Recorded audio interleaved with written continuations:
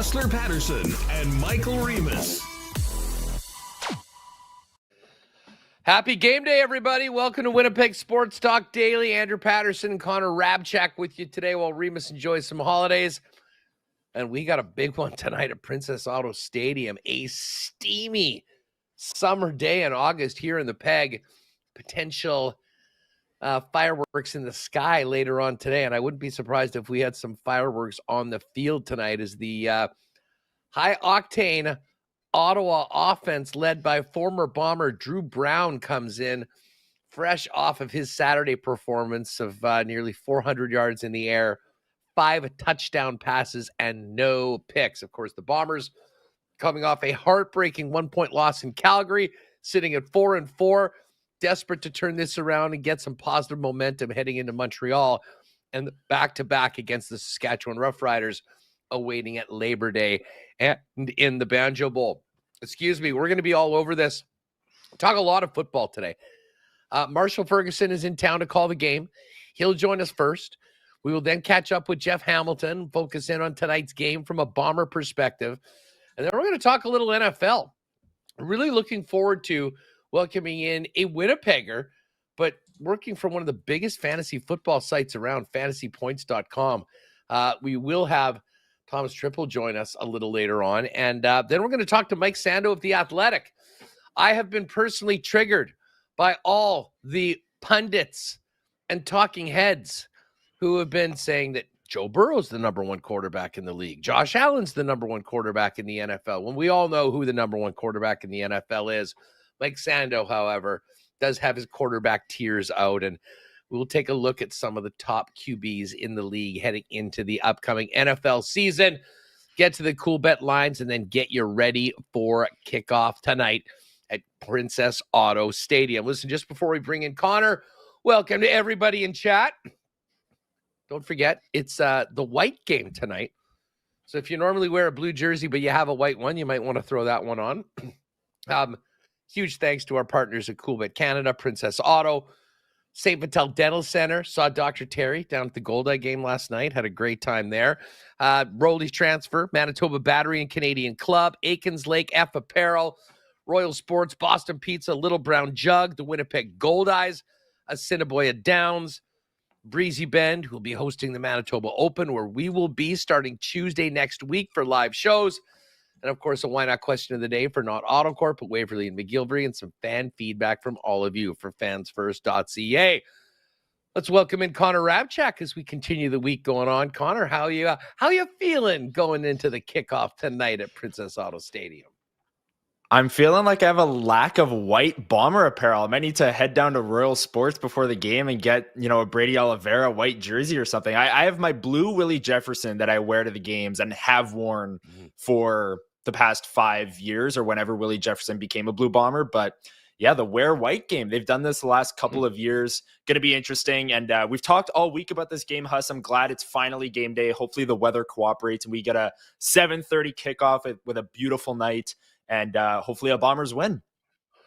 Yeah, the weather. It seems like we're talking weather like for every one of these games. Like, is it too smoky? Apparently there was going to be some local smoke. I haven't seen any of that. I haven't heard that that's a problem. So let's hope that is in the rear view for all of us.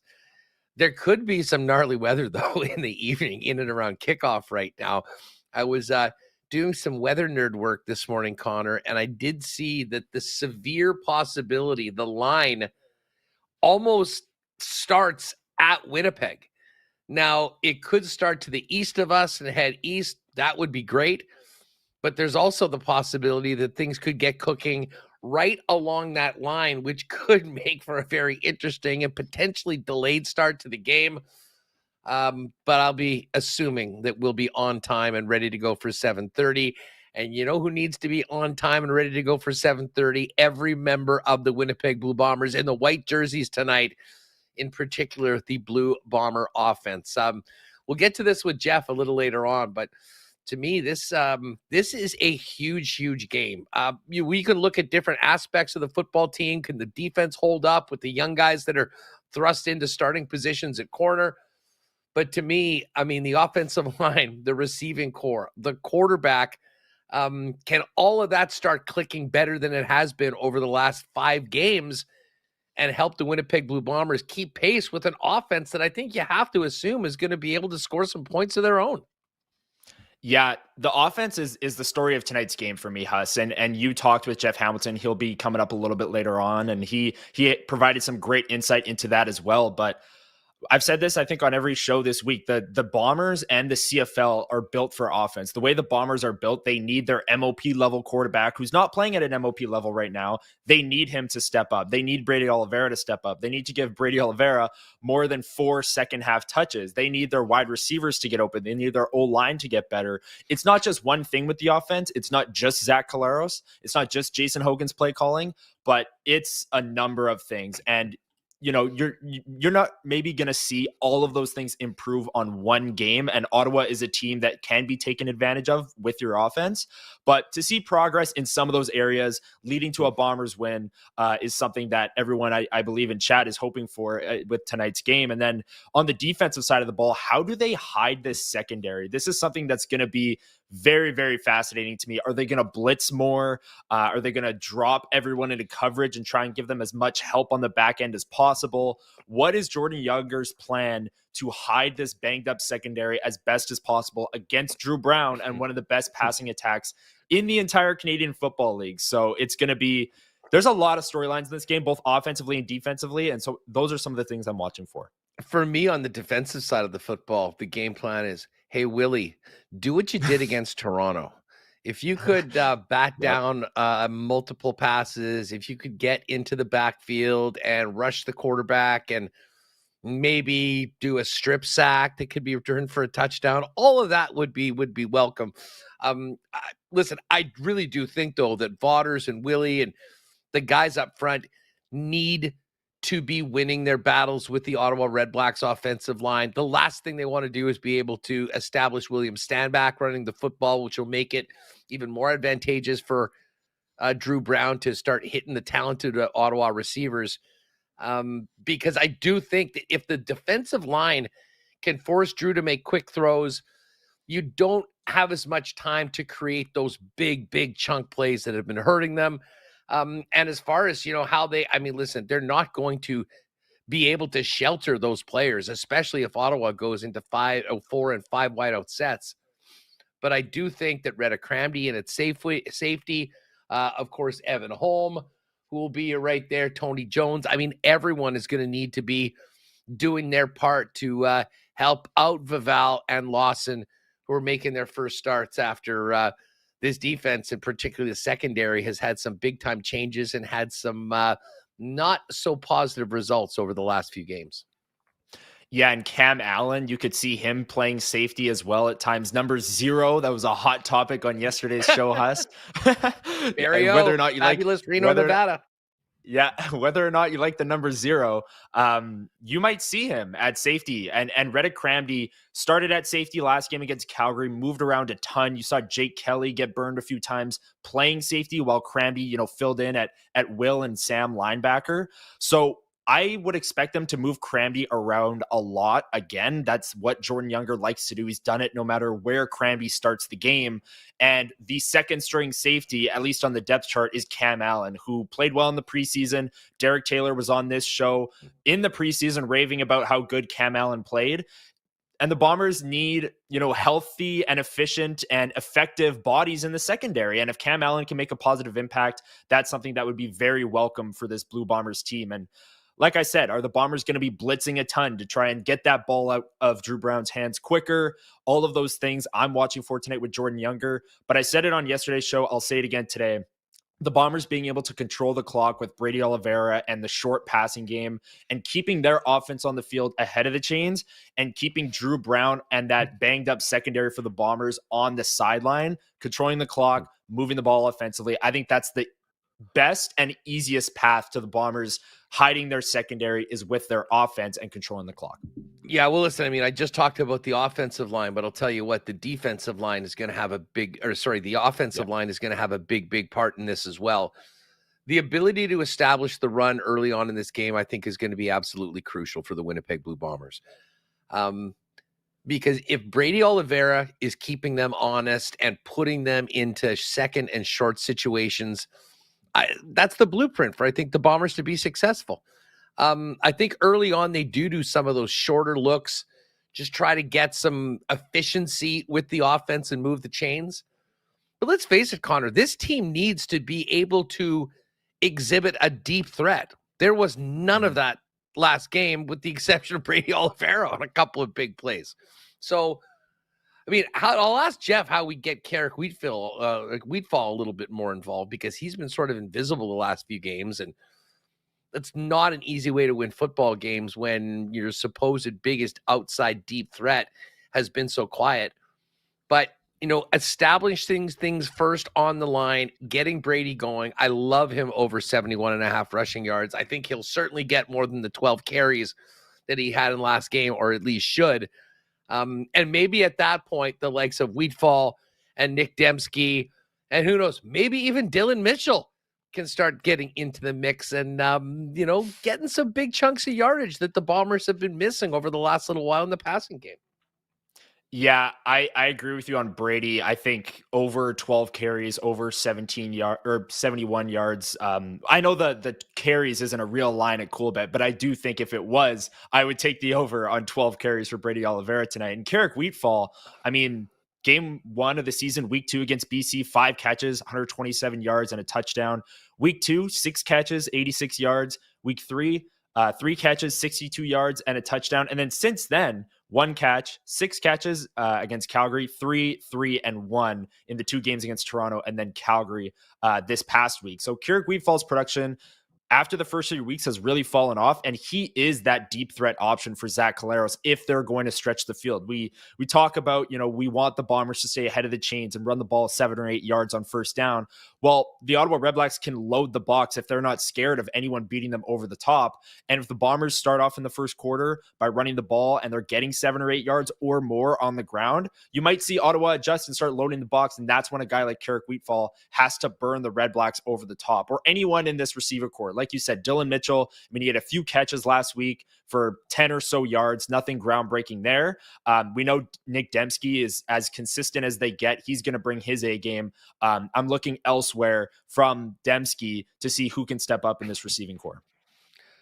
Listen, Marshall Ferguson's going to jump on with us in about 10 minutes or so. We'll get Marshall's thoughts on the game tonight. We'll focus on what the Bombers have to and need to do to get a victory tonight with Jeff Hamilton a little later on, before we talk some fantasy and NFL talk a little later on today. Hey, I see Kyle Henderson in chat, who has a great thanks for the Bomber tickets for tonight, WST. My 6-year-old daughter's first ever Bomber game. Super pumped.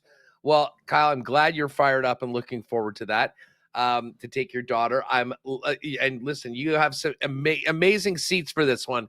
And you can thank Schnitzy, our pal Zach, and the WST Bomber Report, which will be waiting for you at the end of the weekend with a full recap from Connor and Zach over on the Winnipeg Sports Talk channel.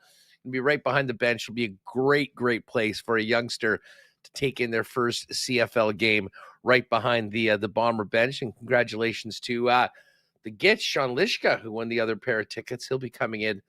Steinbach's second sexiest man on his way into Princess Auto Stadium for the game tonight. But as I say, we've got much more coming up a little bit later on.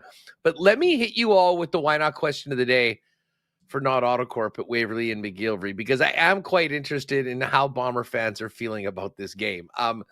This one opened at 6.5 or 7. I was shocked that it was that high. I'm not surprised that the line has come back down to 4. The Bombers are still the favorite. The Bombers are always the favorite at home. Their record speaks for itself, but there is a lot to be, I would say, intrigued about in this game tonight. And frankly, if you're thinking about what the Bombers have been doing offensively and defensively, some things to be concerned about. So let's get some predictions in the chat here, and let us know how you're feeling about the game tonight. By the way, there's Dr. Terry in the chat. I know Comet's all fired up to go and see him at St. Vital Dental Center tomorrow. Did get out to the Golda game last night, Connor. Absolutely perfect night for a baseball game. And, You want to talk about a crooked number. Cleburne put up 7 in the top of the third. But the Goldeyes battled back. It had a little bit of everything. That game was just about twice as long as the WST game last year. It went well, like about 3.5 hours. We, of course, had the infamous 1 hour, 50-minute game when we were all there on the patio last season. 1-0. Yeah. But we got to see a triple play in the game last night. It really did have just about everything. It was a grand slam, a triple play, and it went right down to the bottom of the ninth. So real fun night at the ballpark for everyone that attended. Not so fun for the Jays, though. They finally got stopped in their tracks against a really good Cubs team, losing 4-1 last night in the second game of the series. And again, they'll be getting at it this afternoon in the rubber match, getting going in the next hour or so. Yeah, that game starts at 2, so we'll be live on the air here when the Jays try and win that series against the Cubs. But Cade Horton yesterday, 8 strikeouts, 5 and 2/3 innings, with only 1 earned run against. He had a crazy scoreless streak that the broadcast kept mentioning throughout the game. The Blue Jays broadcast trying their hardest to get the Jays on the board, get the Jays a hit by mentioning this scoreless streak over and over again. And it wasn't even him who let in the run. He put the runner on base on second. Then they brought in a reliever who gave up the double to Vladdy. And it was a tough night offensively for the Jays. I think they finished with 3 hits in total throughout the entire night. So it was a very, very tough night. And shout out to the Cubs pitcher, Horton, who's very young and had an incredible scoreless streak going and really diced the Blue Jays, setting up this rubber match today at 2. Yeah, I was kind of paying attention to the game from the ballpark, watching the fish. But if you recall yesterday, we were going through for the Coolbet lines, and I was finding out a little bit more, and you looked at his previous starts. He was absolutely on fire, and that's seemingly what the Cubs needed. They got to win some games because Milwaukee just doesn't lose anymore. I think it's now a dozen straight for the Brew Crew after winning 11 in a row earlier this year. So they've got their work cut out for them, but certainly will be a playoff team. And this should be a fun one tonight. Max Scherzer on the hill for the Toronto Blue Jays and Matt Boyd on the bump for the Cubs. I'm just looking right now. Cubs actually are a slight favorite at -115. Jays at -102 over at Coolbet. If you want to get out on that before the game starts, coming up in about 40 minutes or so. Just listen, we got Marshall Ferguson coming up, but I do want to touch on this. Listen, there's no real Jets news, although there was a bit of Jet news earlier this week. Eric Comrie playing in the Manitoba Open next week as the Jets representative. And we hope to have Comrie join us live on Tuesday when we're out for our first show of the week at Breezy Bend. So make sure to join us on Tuesday and throughout next week. But we spent some time yesterday talking about Kyle Connor and the Nothing Burger served up by our pal Frank Saravelli. Just speculating that Detroit, if Kyle Connor got to free agency, would be a team that would be interested in him. I don't think that is breaking news to anybody. Probably a lot more teams than just Kyle Connor with his personal ties there. But there was a little bit more from Frank on Kyle Connor that I thought I'd mention, and Remus sent this over. It's a quote from Saravelli on Connor. I don't think they've had much by way of extension talks. My understanding is the Connor camp is not in very much of a rush to get something done, and they want to evaluate their options. Evaluating the options is certainly in the player's probably best interest, and you want to know kind of what is out there. You can't really evaluate many options until you're actually available to speak to other teams, Connor. So that tidbit, I would say that if true, a little more pertinent to what is happening right now, because as I said, if the party line from the Connor camp is, well, we'll see, we like it here, let's just see what happens this season, we need to evaluate all options, that's when the spidey senses start tingling, and that is when general manager Kevin Cheveldayoff might have to make a tough decision that they don't want to make sooner as opposed to later. Does this accelerate your timeline, Huss? I asked you yesterday when you get concerned if he's not signed. You said November. Well, does this accelerate it at all? This doesn't accelerate it at all. But as I said, if we get to training camp and we hear, again, it's the middle of August. There's not a whole lot going on. But as I said before, if we get to training camp, we get through into the season. This is something that will be like a snowball going down the hill. just Oh, get yeah. a little bit more challenging and a little bit more concerning, I think, as every day goes by into the season. Yeah, and I don't, the quote that you mentioned there, I don't find that too concerning quite yet. If you're someone that's hoping that they re-sign Kyle Connor for the long term, that they haven't had much by way of extension talks, is the exact quote. I don't know if Connor McDavid has been talking with the Edmonton Oilers, and that's something that all Edmonton fans would be very concerned about. It is the middle of August. I think extension talks a year out, if they're going to begin, I mean, you've seen players already extend a year out, but I wouldn't be shocked to see those conversations begin to happen between Kevin Cheveldayoff and Kyle Connor and his agent at the start of training camp. Once we get going a week into training camp, I think that's the timeline we're looking at here. If, we're looking at a potential Kyle Connor extension, but I agree with you, Huss. If we get to the start of the season, Mike McIntyre from the Free Press on our show yesterday said, if it's October 9th, and the Jets are looking up at their President's Trophy banner raising against the Dallas Stars on opening night, and Kyle Connor's without a contract extension, that is concerning. That is the time when it begins to be a huge panic. And like you said, it snowballs, Huss. So not too concerned, even with that quote and some of the wording, which sounds pretty concerning. But I'll wait till training camp, because I think that's when those conversations will begin. Yeah, for sure. And listen, a big deal like this, I mean, definitely takes time. But I think what we need to know, or what certainly the Winnipeg Jets need to know, is the willingness to negotiate and make things happen. And, if they can get going on that, that'll be a good sign. If it's crickets, we start getting into the season, then all of a sudden there's another huge story following the Winnipeg Jets on a day-to-day basis. Connor, hang tight. We'll come back to you when we finish up the program a little bit later on. We're going to be talking to our pal Marshall Ferguson, who is in town to call the game tonight to kick off of the week in the Canadian Football League. Before we bring in Marsh, folks, if you've got a move planned, why don't you holler at our friends and great sponsors at Roley's Transfer to help you make that move. They've been doing it for over 60 years, family owned and operated here in Winnipeg, and are the most trusted name in moving in Manitoba. Head on over to their amazing website at roleys.com. Top right corner, you can click on request an estimate, put in the promo code WST for a special discount on moving services and moving supplies, and let them know when and where you're moving and what needs to be moved. And they'll turn it around quickly with a great quote to guarantee you the white glove treatment that Roley's Transfer is famous for. For all your moving needs, make it Roley's, proudly Manitoban, into their 7th decade of helping Manitobans move. Find out more, request an estimate today over at roleys.com. Mentioned I saw Dr. Terry, one of his lovely daughters, at the game last night, taking in the Gold Eyes. He's busy right now. They're very busy, and you can imagine back to school is just around the corner, and you got to take care of your smile before we get back into those classrooms for everybody. Listen, for all your dental needs, St. Vital Dental Center has been taking care of generations of Winnipeggers from ages of 6 months to 99 plus, with the full array of dental services, from cleanings and checkups all the way to things like dental implants.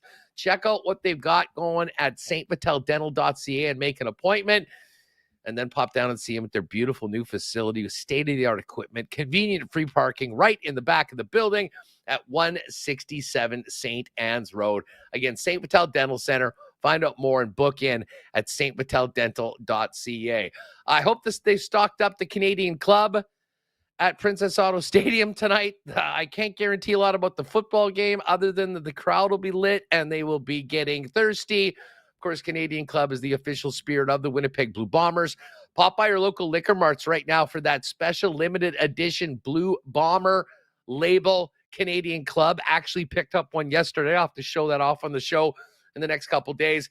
And keep your eyes out for the club pack as well, which has the ready-to-drink Canadian Club and ginger ale, and the new Citrus Smash, and the new half and half amazing summer drinks. It's all waiting for you at the Manitoba Liquor Marts. Of course, Canadian Club, the official spirit of the Winnipeg Blue Bombers. And hey, the crowd tonight at Princess Auto Stadium can be a big boost for the blue and gold. You need a boost to your summer. When it comes to batteries, you know where to go. Manitoba Battery. It's time to wake up, Winnipeg, and stop paying more for batteries at the big box stores when you can shop local and get the best prices in town, period. Saving up to $60 a battery, and the best customer service as well as Manitoba Battery. We'll deliver those batteries to you for free anywhere inside the perimeter. with any purchase over $60. It is just that easy. So pop in and see them. Logan Avenue, Dovercourt Drive at their 2 locations, or order online and get them delivered to you at manitobabattery.com. All right, big one tonight between the Bombers and the Ottawa Redblacks, and the man calling the game tonight on TSN, Marshall Ferguson, joins us from Princess Auto Stadium. It looks like. Marsh, what's good, buddy? How are you? What's happening? Yeah, for the second time in 3 weeks, I flew in at an ungodly hour and took a cab directly to the stadium, and have been sitting here by myself prepping, looking over what all of a sudden is a very windy stadium as well. So there's been some A-frames and stuff getting blown around right now. I did see that the storms are supposed to go somewhere kind of to the southwest of us eventually, but yeah, it's a beautiful day here, and honestly, I'm prepping sitting outside in the visiting GM booth at Princess Auto Stadium strictly because it's disgusting. Back in the GTA in Hamilton, it's like 35, feels like 42, muggy, and I landed here and it said 22 degrees, and there was a big rainstorm that rolled through this morning. I could tell from all the massive puddles everywhere, so I'm like, I'm just gonna sit outside and enjoy the breeze, man. Hey, well, listen, yeah, you mentioned that weather. I mean, it is somewhat uncertain, but hopeful that it'll be to the south and east that things get kicking and the head east. And have you had any big delays so far this year? I mean, you've been doing games for a bit. Have you been involved in the tap dancing show that often goes when you guys have to wait for a game to get underway? No, you know what? I've dodged them pretty good so far this year. I know Roddy had to deal with one in Ottawa, and I think I was like camping or something that night, and I wasn't that far away from the game in Ottawa, and then I didn't watch the game live, and then I ended up kind of going back and being like, "Whew, dodge roll on that." I'm like, didn't really think that was going to be how that evening went based on where I was and how the weather was, but yeah, it's been funny. A couple of times this year, I've kind of had like last Friday in Montreal. Again, I was in Vermont for a couple of days leading up to that game, and there was really bad air quality. And then it's like you wake up the morning of the game, and the wind just pushes it away, and you're like, okay, but yeah, I guess we're good. And then there's been another couple where it's like, massive thunderstorms. It comes in, smashes in the afternoon, and then it's clear air by the time we get the game going. So fingers crossed we keep being able to get through unscathed so far. I know living in Hamilton, there's been a couple of times even this year where it's like, super hot, muggy. It's going to be pretty gross, and then the game gets really close, and the day before the game, there is a torrential, ridiculous downpour with 100-kilometer-an-hour winds, and then you wake up the next morning and it's like sunny and beautiful and all the rest. So playing sports in the summer months becoming increasingly difficult with the variety of different extreme conditions, but so far the CFL's done okay this season, which has been great. The Bombers certainly have not been the class of the league so far through 8 games of the Canadian Football League season. But what is the class of the league is the atmosphere at this building that you're going to be in tonight, a 10th straight sellout expected. How excited are you just to be calling the game tonight in front of a full house on a game that's very, very important for both of these teams, Marsh? Yeah, like I don't have to tell anybody who's listening to this that it's just more fun when you're at a sporting event and it feels big and it feels fun. And I don't have a lot of places where I go in the CFL and I crave being field level pregame. This is one of those places. Like to me, I would be cheating myself. It wouldn't be worth the trip if I didn't get all of my prep done well ahead of this game so that I could actually go down and experience it, because like I actually catch myself during, it's not that, being in Hamilton or Ottawa or Toronto is disappointing. It's like they each have their own nuances and quirks and all the rest. But sometimes I'm in a commercial break, like when I was here 13 days ago, and it's the third quarter, and we're talking in my earpiece to the truck about what do we want to do coming out of break here, and what are we going to talk about? Okay, we're going down to Brittdorf for a sideline hit, but how are we going to set it up? Show me the viz, blah blah, all the television stuff, and I'm kind of like doing it, and I'm at work and I'm focused, and then I just look up and I see the number of people in the upper deck here, and I go, oh my god.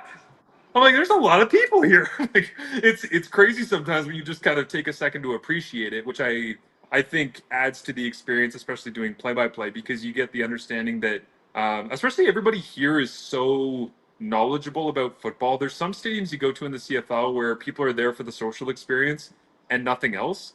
there's other places where you go and people are locked in on the football, but it's kind of dead because there's not really that like fun party environment. I think this place strikes an amazing balance of that because people are here and having fun.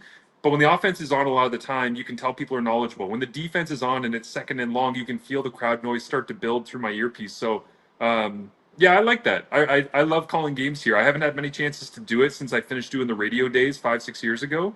But being here 2 times in 3 weeks, and this is my last time here this year, outside of coming back hopefully for Grey Cup, is it's special. It's an amazing stadium. It's a great environment. It's incredible fan base. So yeah, it's awesome being here. Well, and listen, this is a big one for both teams, as I mentioned tonight. I mean, we were kind of joking. We didn't have August 14th against Ottawa circled as a high leverage game, but with where the West is right now and the way the Bombers have looked over the last 5 games, this is a game that could have major implications for a potential crossover at some point. And I'll just get your thoughts on the matchup right now with the Bombers coming off that heartbreaker. They had that great start, very poor second half. They lose by a point. And they blew a 17-point lead in that game, and that wasn't even the biggest comeback on Saturday in the CFL. That's the visitors. Drew Brown down 22-1, then going for 5 touchdowns, nearly 400 yards. It seems like this Ottawa offense is humming, and that's one of the biggest questions about the Blue Bombers tonight. What's left of a decimated secondary with 2 young guys making their first starts? Yeah, I feel bad for Terrell Bonds because I like his game a lot. So for him to be down and out is unfortunate. I guess the biggest takeaway that I have from last week was just how high quality the games were, how great the finishes were. But there really is no game that's ever done. And I keep kind of wondering to myself, whether it's 21 points, 17 points, like in the CFL, when is the game actually over? Like, what's the cutoff line? Would it have to be 30 points at the start of the fourth quarter where you're like, oh, this is actually done? Because if any team gets hot at the right time, I feel like a team can hang 20, 25, 30 points in a quarter, right? So it's fun to see this matchup specifically because I think the difference that we've seen with Ottawa's offense from the start of the season to now is that at the start it was kind of like, well, Geno Lewis is here, so we're just going to run everything through him and everything will be fixed. And it was like, that's not really who you are. Like, you're a Justin Hardy-led team that gets chip in from everybody around. And if they play at a high enough level, I think that they can force defenses to always be wrong, especially when Drew Brown is the one calling the shots because he knows the ins and outs of the CFL already at a relatively young age. And then it kind of feels like the Winnipeg receiving group that when Dalton Schoen is healthy and Nick Dembski's playing at a high level, and in the past when you've had Kenny Lawler and you go down the list, it's like Ottawa's receiving group has a way of making the quarterback impossible to be wrong. And I think that's the great challenge for Winnipeg tonight is they've been in close games the last couple of weeks, a bunch of weeks, but they just haven't been able to find that outside of a drive here and a drive there, oh, we're unstoppable kind of feeling. Like, just take off and, like you say, go for 350, 400 yards and rip it down the field, consistently going vertical and have Claros be on point with a variety of different receivers. But that's what happens when it's Stearns and Wheatfall and, Dembski doing everything he possibly can. You sprinkle in Brady Oliveira. I just think they're missing a little bit of that punch to be able to really bury teams when they have the opportunity like we saw last week. But, yeah, the comebacks are unreal. So it's no matter what the score is, I would say halfway through the third quarter, I'm still fully invested. I hope people realize that at home because it's it's easy when all of us know sports. You go to a flipping through channels and you go past a game and you see like 21-0 second quarter and you're like, oh, gross, and you flip to the next game. In baseball, if it's like 8-0, which I don't know what the equivalent would be, but if the Jays are up 8-0, I'm just like, this one's over. Like, I don't even bother watching. 21-0 in the second quarter in the CFL, I'm like, this is still very much a game. Yeah, I have a feeling there were some people that went and, we're just going to go do my housework or some Saturday errands and went back and wait a second, Ottawa 46, Toronto 42? That game was over. I'll give you a good one.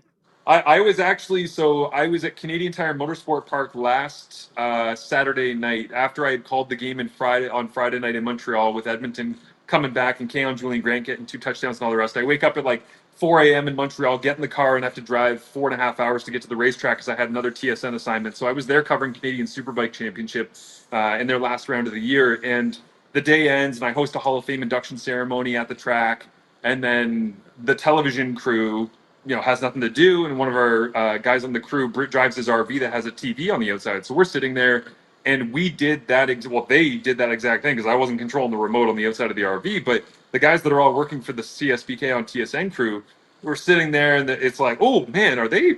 Wow, Winnipeg's really up that much? Well, I guess we'll just turn it off. So they flipped over to like the Dodgers and Jays, I think it was, and all standing around and having beers and enjoying being at the track. And there was like a movie festival happening in a kids zone over here, and there were people bicycling around the racetrack at night and all this stuff.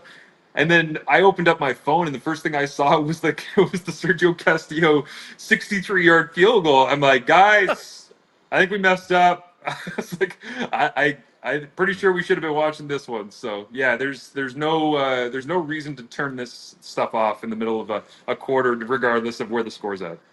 Hey, you mentioned Sergio. I mean, that was maybe the most disappointing part of that loss, is that legendary kick will sort of maybe be forgot about in it. I will tell you, and everyone listening, I ran into Sergio at the ball game last night, and he was there with his daughter. They were playing some cornhole and just taking in the baseball game, and I was talking to him, and he had come on the show a few weeks ago, and we got talking about food, and he's like from South Texas, and he said, he just loves when his mother-in-law's around because she makes these incredible homemade flour tortillas. He said she's here right now, and he's been being fueled on beans, rice, and he said he's crushing about 7 of these things a day, and he thinks that he probably had a few extra in his leg because of these. So don't be surprised, especially we'll see what the wind is like, if he might have even more in that leg, and we'll see whether they need that coming up. For the Bomber offense. Hey, I'm not going to go through the caloric. I don't want to go through the caloric content on this, but there's a ton of protein in black beans and rice. I'm just putting it out there. Okay. Yeah, he said he might be a little heavier than he was before she arrived in Winnipeg, but it's working. But let's get to the quarterback position. You're a former QB. You see the game as a quarterback. Wonder what you took out of the Bomber game last week, in that Brady Oliveira was targeted 9 times, went for 100 yards in the air despite only having 12 carries.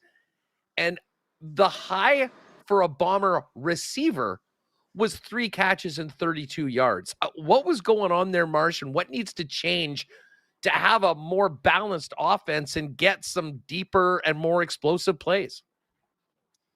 I think it's a sign of the times, right? There's a combination of things that are happening, like the 6 of 9 quarterbacks in the CFL being over 70% completion rate. You want to applaud it, and I do, because there's a lot of very accurate and very effective quarterbacks, but it's also, there's been rule changes. Defenses are playing a ton of zone between the 20-yard lines, so you end up with a lot of checkdowns. Because if you're getting zone primarily, then you end up with Brady Oliveira having a bunch of touches, or you have scripted plays like Dembski to the flats, where the defenders that are sitting in zone are having to, handle a flood of players, and then all of a sudden you slip somebody out into the flats. Like, there's so much of the modern CFL that is designed to be high efficiency, high effectiveness, but the defenses are just making you chip your way down the field. They don't want to give up the big play, because they know when you give up an explosive play, it typically ends in a touchdown. So, or a touchdown drive or points or whatever it might be. Like, the stats on that are crazy. So, it's smart of defenses to play the way that they are. I don't think it's great for the consistent electricity of the game. One of the things that I've felt, and this applies to what you're asking about Winnipeg's offense, is that basically between the 20-yard lines, you're getting so much zone that you're forced to be as patient as you possibly can be, unless you want to call the defense's bluff and just decide to throw vertically into double coverage or something. But once you get inside the 20, which I call the score zone, I don't know if that pisses people off at home or not. I know people call it red zone, green zone, whatever. Like this, for me, when I played university football, it was called the score zone. You go inside the 20, you need to score. That's how I deal with it. So when you're inside the score zone, all of a sudden you start getting the coverages that you want. So the game is basically predicated on, can you be smart enough, effective enough, efficient enough, not make mistakes, win first down, convert on 2nd and long when you have to, avoid penalties, until you can get inside the 20, then you can really play. Honestly, it frustrates me. You can probably tell from the way I'm talking about it. It's like, I would love to see the game that we see in the CFL when you get inside the 20-yard line everywhere on the field. But then defenses would open themselves up to giving a lot of explosive plays, and they don't want to do that. So for Winnipeg, I think they have to lean on Zach Collaros being a veteran guy and understanding the game and how aggressive to be in between those 20s until he can get somewhere where they can get coverages that Zach all of a sudden gets to really show off what he's great at, which is throwing vertically. And maybe they're missing a little bit of that rangy receiver. Like missing Schoen obviously is a problem. Stearns and Weefall aren't the biggest guys in the world. Clarcius is good, still young on the outside, a little bit raw. Not the greatest route runner in the world, but like he can make some big plays for you. He's great in blocking. Michael Chris Ike is like he's going to leak out of the backfield once in a while. He's going to help you. Oliveira, he's going to hit the flats. He's going to hit the checkdowns. But they're kind of missing that home run hitter, I think, especially over the middle of the field. And so, maybe Claros is feeling that, and maybe he doesn't have the same pull, the magnetism that you're seeing from Kenny Lawler right now with Bo Levi Mitchell and Hamilton. Oh. That changes the way the defenses play against you, even when it's between the 20s. If you have that gravitational pull towards a Geno Lewis like we're going to see tonight, it changes the way defenses have to play, no matter where you are. Well, speaking of defenses, the Bombers' defense, I think, is going to have their hands full. I mean, you saw what Ottawa did last week to Toronto and how Drew Brown, how hot he is coming into this game. Speak from a defensive perspective on how the Winnipeg Blue Bombers can help out these young green corners against an offense that's rolling as well as any in the Canadian Football League coming into tonight. Release Willie Jefferson. Let him out of the pit. Yeah, that's the best thing to make, especially a shorter quarterback like Drew Brown, especially who has a tall offensive line as he does in Ottawa, feel uncomfortable. Is there are two things that Willie talked to us about this week. One was keep him inside the pocket, which I thought was interesting because I'm not really scared of Drew Brown outside of the pocket just because it's like, well, he's not just going to take off and rip like Vernon Adams Jr. or even Nathan Rourke. But then you realize, yeah, but when he gets out of the pocket, think about how many times Drew Brown on the run makes great throws. It's like, Willie has a good point. So you essentially, it's a difficult assignment, especially because of William Stanback, because you're trying to stop Stanback before he can get his momentum going downhill. If that big dude gets the wheels churning on the train, he's going to run through something. But you also got to be effective in pass rushing that you can't get too far upfield. Like, this is not going to be what we saw of the Toronto Argonauts letting Willie Jefferson do whatever the hell he wanted a couple of weeks ago. Ottawa's offensive tackles are going to understand and handle that a little bit better. But you really do have to wonder if Willie's trying to get upfield and then cuts underneath, it's like Drew Brown gets to the outside. Okay, even if he does a good job of keeping him inside the pocket, at what point does Willie just stop pass rushing and start trying to bat down balls? Because as amazing as Willie is at that, there are times where he gets caught up in, well, I'm just going to stand here and play, tennis, like he's playing doubles or something, and he's at the line and, I've read at the net and trying to just defend everything. So I think the best way to help those corners is to get an effective pass rush, but to have it be a team-centric thing.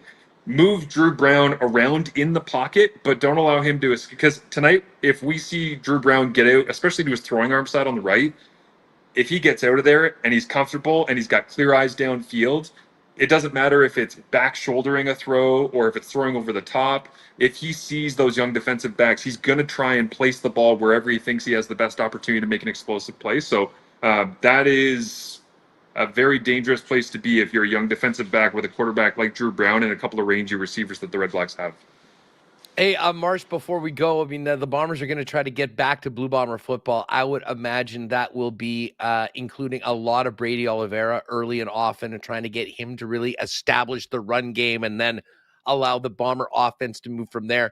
Ottawa is interestingly third against the run defensively so far this year. Just a quick thought on the challenge of the Ottawa defense to establishing the run and for Zach to get a little bit more out of the Bomber offense from the air.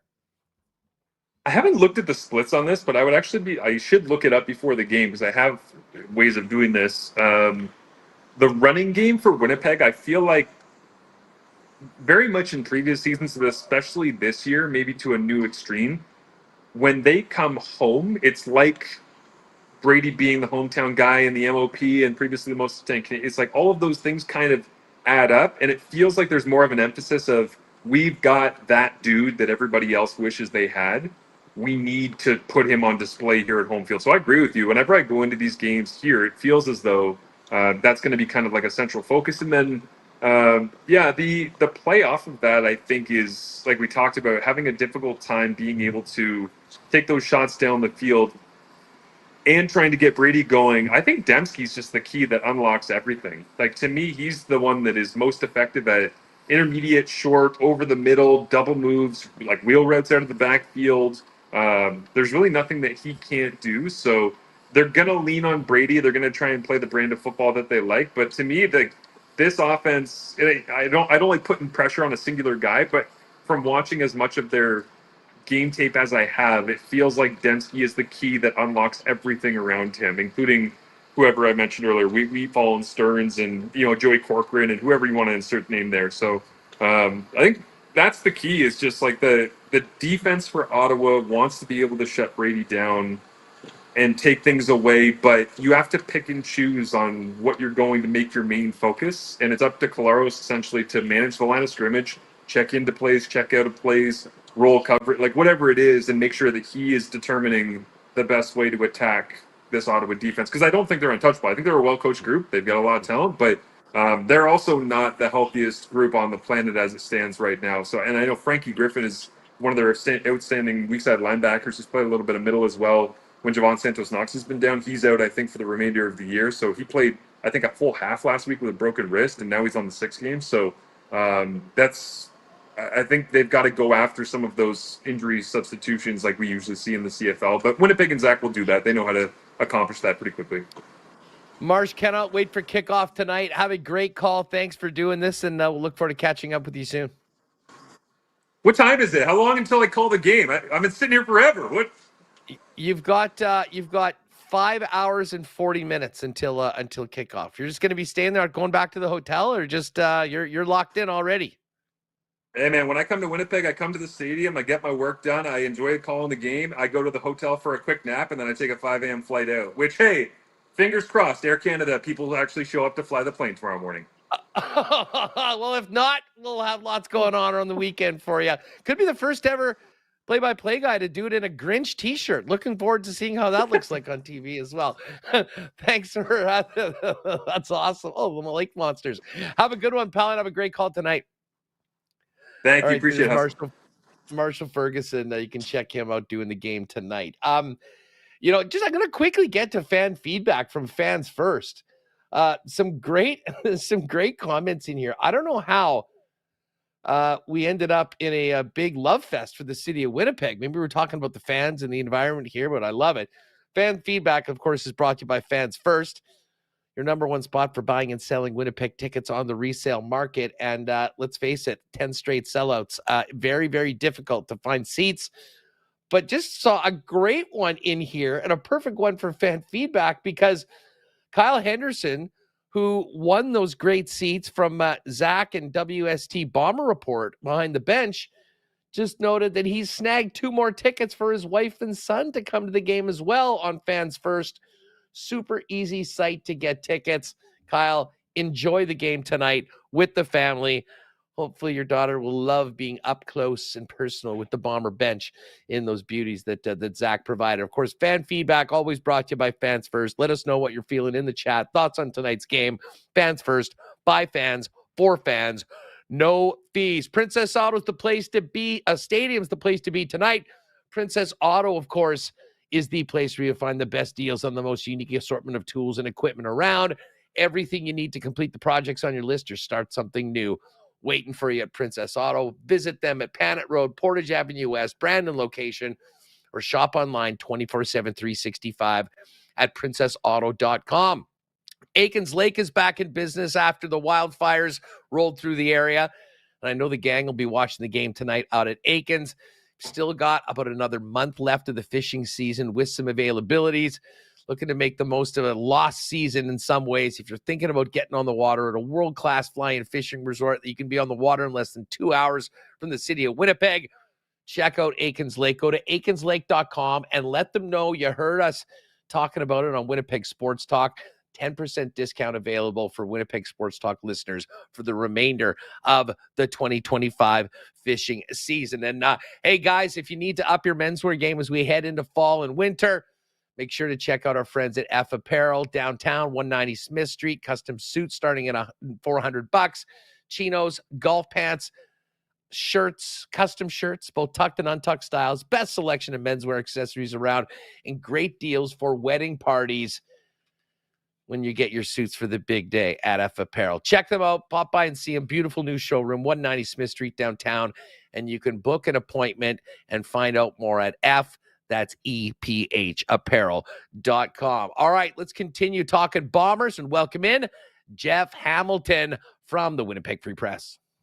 All right, let's get ready for tonight's 7:30 p.m. kickoff at Princess Auto Stadium with Jeff Hamilton of the Winnipeg Free Press. Hammer, great to talk to you again. By the way, folks, make sure to check out the latest CFL 110. It's up right now on the WST YouTube channel. This is a big one tonight. We talked about this earlier this week. I mean, you wouldn't maybe think a mid-August game between the Bombers and Redblacks would be so key, but with the way that things have shaken out so far in the Canadian Football League, this game could have major implications down the road. And obviously a big opportunity for the Bombers to turn things around and get things going in the right direction. Absolutely. I wouldn't call this one, Huss, quite yet a must win. We've been hearing those words quite a bit this year for some teams, definitely those below the Bombers in the standings, particularly over there in the East, including the team the Winnipeg Blue Bombers are playing tonight in the Ottawa Redblacks. They've been in must-win territory the last couple of weeks, and they've been able to succeed in that. Will they be able to do that against the Bombers tonight? We'll have to wait and see. A lot of that, I imagine, will hinge on Drew Brown and his play coming off his career-high 5-touchdown performance and 373 yards and what was a come-from-behind victory against the Toronto Argonauts, 22-1 at one point. We saw that from Drew Brown here in Winnipeg. Remember that game against Edmonton. I digress. Let's move back over to Winnipeg. As you said, I think this is a major opportunity. It's not a must-win. If they lose this game, it's not the end of the world. But if you have aspirations on climbing the West standings, this is a critical one. You just saw BC Lions. They won last week. They moved to 4-5. You have a game in hand. You need to take advantage of that game in hand, especially Huss against the Ottawa Redblacks team that's 3-6 and that's not good, man. That's not good at all because the victories they have, 2 of them are against the Calgary team. In very interesting circumstances. And then, of course, last week where they were getting dummied, right? So I'm not buying into the Redblacks' recent run here, if you will, or any of the victories they've logged this season. So in that sense, if Winnipeg, who we have to imagine is pretty pissed off here, hasn't been playing great football for some time, even that victory against Toronto wasn't impressive. For them to come out and lay an egg at home against a team like Ottawa who's struggling, I think you flip the script on the narratives here. I don't think Ottawa comes out of the basement and all of a sudden is some, team to be to be respecting necessarily. But if the Bombers lose to the Redblacks, I think we have our answer here a little bit in that this team is not last year's team or the last 5 years team. This is a team that's very much going through it. And to lose against your protege at one point, right? Zach Collaros being Drew Brown's mentor, still his mentor. They talk quite a bit. There's a lot on the line for this team, even if it won't doom them in the standings per se. Well, and you mentioned the opportunity there for the Bombers. And listen, I don't want to dwell too much on a potential loss unless it happens tomorrow. But this team really hasn't had a real strong performance since, one of the BC games at the start of the year, I guess Edmonton. So, I mean, we've had the last 5 games, as you mentioned, 4 of them have been losses. And the other one was that crazy win over Toronto that was sort of powered by Trey Vival's returns and a defensive touchdown. And just coming out of the Calgary game, Jeff, there was a lot to like early on in the football game. And then things changed. And I know you and I talked a lot about the secondary. And let's face it, the secondary is going to be up against it. The defense, everyone is going to need to step up to help out those guys out wide. But it really does come down to, I think, the biggest test for the Blue Bomber offense. Can they control the football? Can they control the line of scrimmage, the clock? Can they establish a running game? And can they get more out of the receivers and allow Zach Collaros to look more like the Zach Collaros that won championships and took this team to 5 straight Grey Cups, as opposed to the guy that has really been struggling since the start of the year? I think the focus is on the offense here. They have to be. I mean, the defense is going to have to play their role, Huss. Obviously, when you factor in Drew Brown's ability, his penchant for tossing the ball. You look at the secondary, as you alluded to, there's a lot of moving pieces there, a lot of guys making their first or second start. None of that is good, right? You often hear for every rookie you start on defense is worth a touchdown. Well, right now it's probably looking like the Bombers are spotting Redblacks a couple. Doubt that will be the case necessarily, but certainly it's something to keep an eye on. But back to the offense here, I just think they got something to prove, right? I mean, especially after what we saw in that loss last week to Calgary, their inability to do anything in the second half outside of a 63-yard field goal from Sergio Castillo and the ensuing point from the kickoff there. That's just embarrassing, right? I mean, I know they're going through their injuries. They really missed Dalton Schoen. They've had a banged up O-line. Stanley Bryant's obviously back now, but that's situations and circumstances that every team in the league has dealt with, including the 7-1 Saskatchewan Roughriders, who don't have their top 3 receivers. So there really is no excuse here. I'm focused on the O-line because I think the O-line is the key to all of this. They need to be that nasty group that they had been for years. They need to open up the run game to get Zach Collaros to be able to move the ball downfield and not be so predictable. I think that's been the problem with this unit so far, is they've been too predictable. There's going to be a spotlight surely on Jason Hogan, right? I think, his job, not in the line by any stretch of the imagination. I can say that with some confidence, but I do think he needs to start pushing these guys in the right direction and getting that confidence back from this group because it's been missing so far. We'll see what happens here, but that offense to me is the big deal, even though this defense, particularly the secondary, will have its work cut out for them against Drew Brown in that offense. Yeah, you mentioned Jason Hogan, and I think the focus will be very much so on the offensive game plan, how they come out of the gate, and then how they're able to handle things as the game goes on. Because, listen, I'll give them credit for the way they started. I mean, listen, they spotted themselves a 17-point lead. Unfortunately, what we haven't seen is an ability to continue to adjust to what good defenses like Calgary did. And we saw basically nothing for the most part in the second half. Jeff, and we talked about this earlier, and certainly on CFL 110, one of the biggest issues with the Bombers coming out of that game was a lack of literally anything from the receiving core. I mean, Brady Oliveira was by far the team's leading receiver, and a big part of that was just checking down when guys weren't open.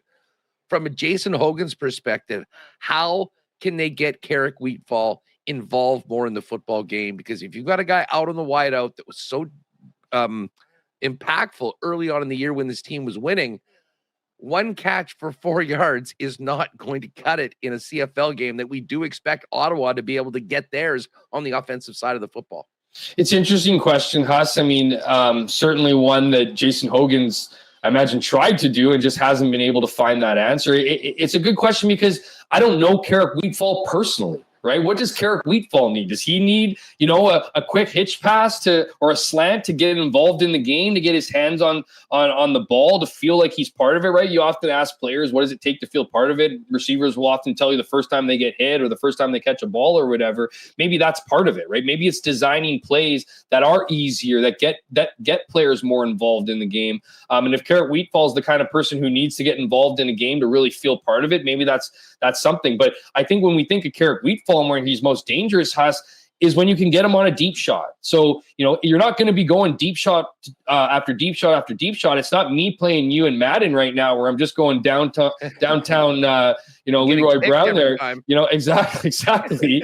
It's building to that, and you build to that by establishing a run game. And by establishing a run game, you get your O-line going. So I'm just right back to where I was before. It all starts there. It's because they need to fear the ability to run for you to open up the pass, right? That fear of your pass opens up the run. They complement each other. That's why you call it complementary football. That's why when you see coaches so happy after a game, usually a victory, obviously, they talk about complementary football within phases and then overall, right? And that, I think, is the other takeaway here, Huss, is that the Winnipeg Blue Bombers aren't good enough to just rely on one phase. They can't just have their defense take over. They can't just have their offense take over. They certainly can't just rely on their special teams to win games. They need to have at least two of those going.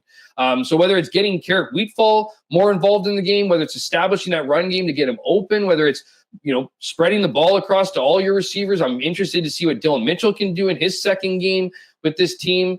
You just got to get things going. You need to get that mojo going. You get that good feeling going. When when those feelings are going, you see a lot of happy faces. You see a lot of special plays. You see a lot of confidence. The Bombers haven't been able to do that. And when you don't have that level of confidence, you start seeing some of the, stuff that we've seen over the last few weeks here, particularly last week, right? That second half to me was embarrassing. It was a team that you knew you were up against, a gunslinger in Vernon Adams. You knew that you couldn't play. You can't play protective football, conservative football in the CFL anyways, regardless of who the opposing quarterback is. They need to come out of their shells. They need to get things done this week, and they need to beat an Ottawa Redblacks team that can kill them in some areas, but they should be able to handle it and win this one. You bring up the offensive line, and listen, I'm certainly not hanging anything on that group, but I think we all know that they have another level that they really need to get to if this team is going to get to where they want and expect to be. You've covered this team for a long time. I mean, Stanley Bryant, Patty Neufeld. Well, what do you think those O-line meetings have been, or the meal that they go together before the game? Because I really do think that they would know that they can impact this game in a massive, massive way. And if this Bomber offensive line can have their way on the line of scrimmage, that is the first step to going out and winning a football game that they absolutely have to have. Yeah, honestly, Huss, there's no better guys in the locker room than the ones you just named, right? I mean, those are among my favorite players on the team as far as having conversations with, as far as blunt honesty, as far as people who, talk the talk and walk the walk. And that's been the case for so many years with this offensive line, right? They've lost pieces throughout. They've been able to replace them. Some of those replacements have already been in-house for a couple of years. Some have come from free agency and other spots. They've had obviously Stanley Bryant anchoring that blind side of Zach Collaros for, since Zach arrived in 2019 and before the last couple seasons hadn't missed much action. But I guess, the attitude in that room, I still think there's a lot of confidence, right? And there's still a high expectation, Huss, right? There's still a very high expectation. No one's going, well, we shouldn't be dictating this. It's somebody else's turn. They want to own this. They want this to, they love being the identity of this team. The problem is, Huss, the question is whether they can do it. You know what I mean? Like it's great that you're, that you want to do it. It's great that you're passionate about it. It's great that you still, love going through film and putting in those extra hours. Is the body capable of doing it still? And we've been asking this question now for years, whether this team's too old, whether, particularly on the O-line, if they need to get younger, is this the year they fall off? And we've just been waiting, and it's been 5 straight Grey Cup appearances. No one can look at this run. Obviously, if you're fans here in Winnipeg, you don't love the results the last 3 Grey Cup games, but the Bombers have lived up to heady expectations. They've risen to the occasion and have made it out of the West for 5 straight years. Is this the year that they just fall off? Like, I don't think this was ever going to be slow, painful process of getting worse. I think they were going to fall off a cliff pretty much in short order when eventually everyone got old enough, and they don't have the same people in behind anymore. Guys are leaving, guys are signing bigger contracts. You mentioned guys like Stanley Bryant and Patty Neufeld. Like, how many more years do they have? I mean, they've absolutely blasted the ceiling of the average football career. These guys are amazing. Stanley Bryant is a Hall of Famer. Pat Neufeld might end up in that conversation or be one of those guys too. Those are terrific players in the CFL, and I'm not singling those guys out. But if the fact of the matter is you're going into meetings and you're relying on these guys as other teams get better, as D-lines get younger, there's going to be a time and point, Huss, and perhaps we're there, where they're going to get their lunch fed to them. Were we expecting Patty Neufeld and Stanley Bryant to be dominant O-linemen for 20 years? They are up against it every single week. And the other part of that too, Huss, on the O-line specifically, this is a problem that exists in the National Football League. The talented O-line just isn't easily there anymore. It's not easily findable. Not that it was necessarily easy. It's just incredibly difficult now. So to bring, to say bring an American O-lineman or try to find Canadian O-lineman, it's tough. And so the Bombers are still surviving. They're still doing well to a certain degree. But at what point, is it going to catch up to them? Has it already? Well, Randolph on the right side is going to need to, listen, maybe they designed some plays to help him out a little bit more. I certainly, with the play of Gabe Wallace so far this year and Stanley Bryant back for his second game, feeling, better about that side. But I do think that, we're going to be paying very close attention to the offensive line. And while Connor pulls up the depth chart, I will point to the other side of the football. And when we think about the defense, and we know that Cam Lawson Jr. is going in and Treva Val is playing corner, and we saw what happened last week in the second half, there are other guys that need to step up. And I think we saw the perfect example of this in the Toronto game, where they found a way to win without a big offensive performance. And it started on the defensive line with Willie Jefferson. And, Willie's had a couple games where he wasn't very noticeable and the team got blown out. And then Willie stepped up in a similar game where the offense didn't do a lot and was the difference maker on the line and for the defense. And considering, I think, how much they're going to be concerned about the amount of time and space that Ottawa receivers have and Drew Brown has, if Willie Jefferson can be a menace to society behind the line of scrimmage all night long, that to me might be the number one key to the Bombers getting a much better defensive performance and helping these young guys out that are going to be kind of a bit of a trial by fire tonight against an offense that is red hot coming out of that big comeback on Saturday. And honestly, that's what I'm probably among the most curious about here is that, like, how does the Bombers defense, how does Jordan Younger approach Drew Brown and the Ottawa Redblacks offense? Because I've been talking a lot about Drew Brown throwing the ball. We all know he loves to throw the ball. They have been mixing William Stanback in there. And when they have their best games, they do get their run game going. So it's not going to be as simple as, just hold 9 guys back into coverage, rush 3 and try to beat them. That hasn't worked this year. So assuming it's going to work against Drew Brown, who's as accurate and as mobile as anybody in this league, I don't know if that's a recipe for success. So did they change that up? Do they rely more heavily on getting pressure on Drew Brown, right? Because Drew Brown is not a running machine. It's not like he's not like, not the VA. He's not a Dustin Crum on his own roster. He's a guy that I think is capable of running, but he likes, again, throwing the ball. So do you kind of change philosophies? Are you blitzing more? Are you creating more pressure? I think that's going to be part of the chess match of this game. We've seen what happens when Drew Brown is pressured, right? We've seen what happens when he's forced to make quick decisions. He's usually pretty good with the ball, responsible with the ball, but even last week, when Toronto was playing them, it was a fumble that was returned for a touchdown off pressure, right? Like, he doesn't want to end plays. He could have thrown that ball out of bounds. He was in a position to just dump it. Instead, he took the hit and the fumble, and it was returned the other way. So he is, I'm not going to say prone, but he's capable of making these kind of mistakes under pressure. And I think that's going to be the key, because if they just sit back and dare him to throw into coverage, he's going to find it, because Justin Hardy's good. Eugene Lewis is good. Khalil Pimpleton is good. Braylon Addison is good. I forget the guy's first name, but White is good.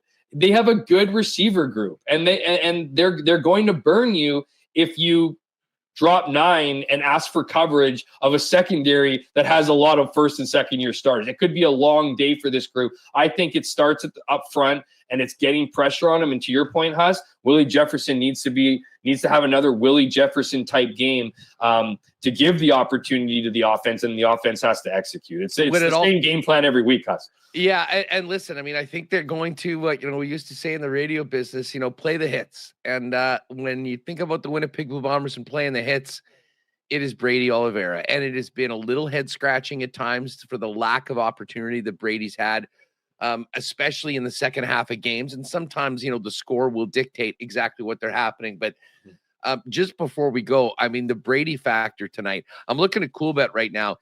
The rushing over-under is 71.5. And I think that number is actually down a little bit, skewed by how much he caught the ball last week. But, Jeff, from my perspective, if the Bombers are going to win, we'll be here on Winnipeg Sports Talk tomorrow talking about a massive game from Brady Oliveira.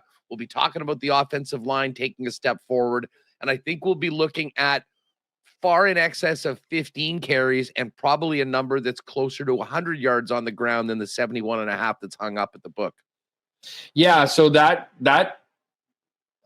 script, if you will, Haas, is if the Bombers play solid through the first 3 quarters, right? Like, they need to get into that fourth quarter, have a lead, and then shove it down Ottawa's throat, right? That's where Brady Oliveira picks up 55, 60 yards alone, is in the last 2 drives of just 6-7 yard runs, right? And continuing to move the chains. I would say that prop looks pretty good. But if you get into a situation where Drew Brown has spotted you 2 touchdowns in the first quarter, I don't think they're going to be running a whole ton. And then you're back into that situation where Brady Oliveira is the guy you throw it to when you can't get through your reads, right? Like he's the guy you ditch the ball to, and then you'll see his numbers skyrocket in the receiving game. That's the part that I don't like. I think that Brady Oliveira needs to be involved in the receiving game. I think he has that skill set, he has that ability, and he's a playmaker, and you want to get the ball into the hands of your playmakers. That being said, you got to mix the ball around your receivers. Your running back can't be the leading rusher like we saw for years under Matt Nichols and Andrew Harris. Like, it needs to be spread around. Zach Collaros gets paid the money that he gets paid to spread the ball around to his receivers, not ditch it off to his running back. That's why you got the cheaper deal with Matt Nichols, right? Because that was essentially his bread and butter, was the R1L1. Talk about video games.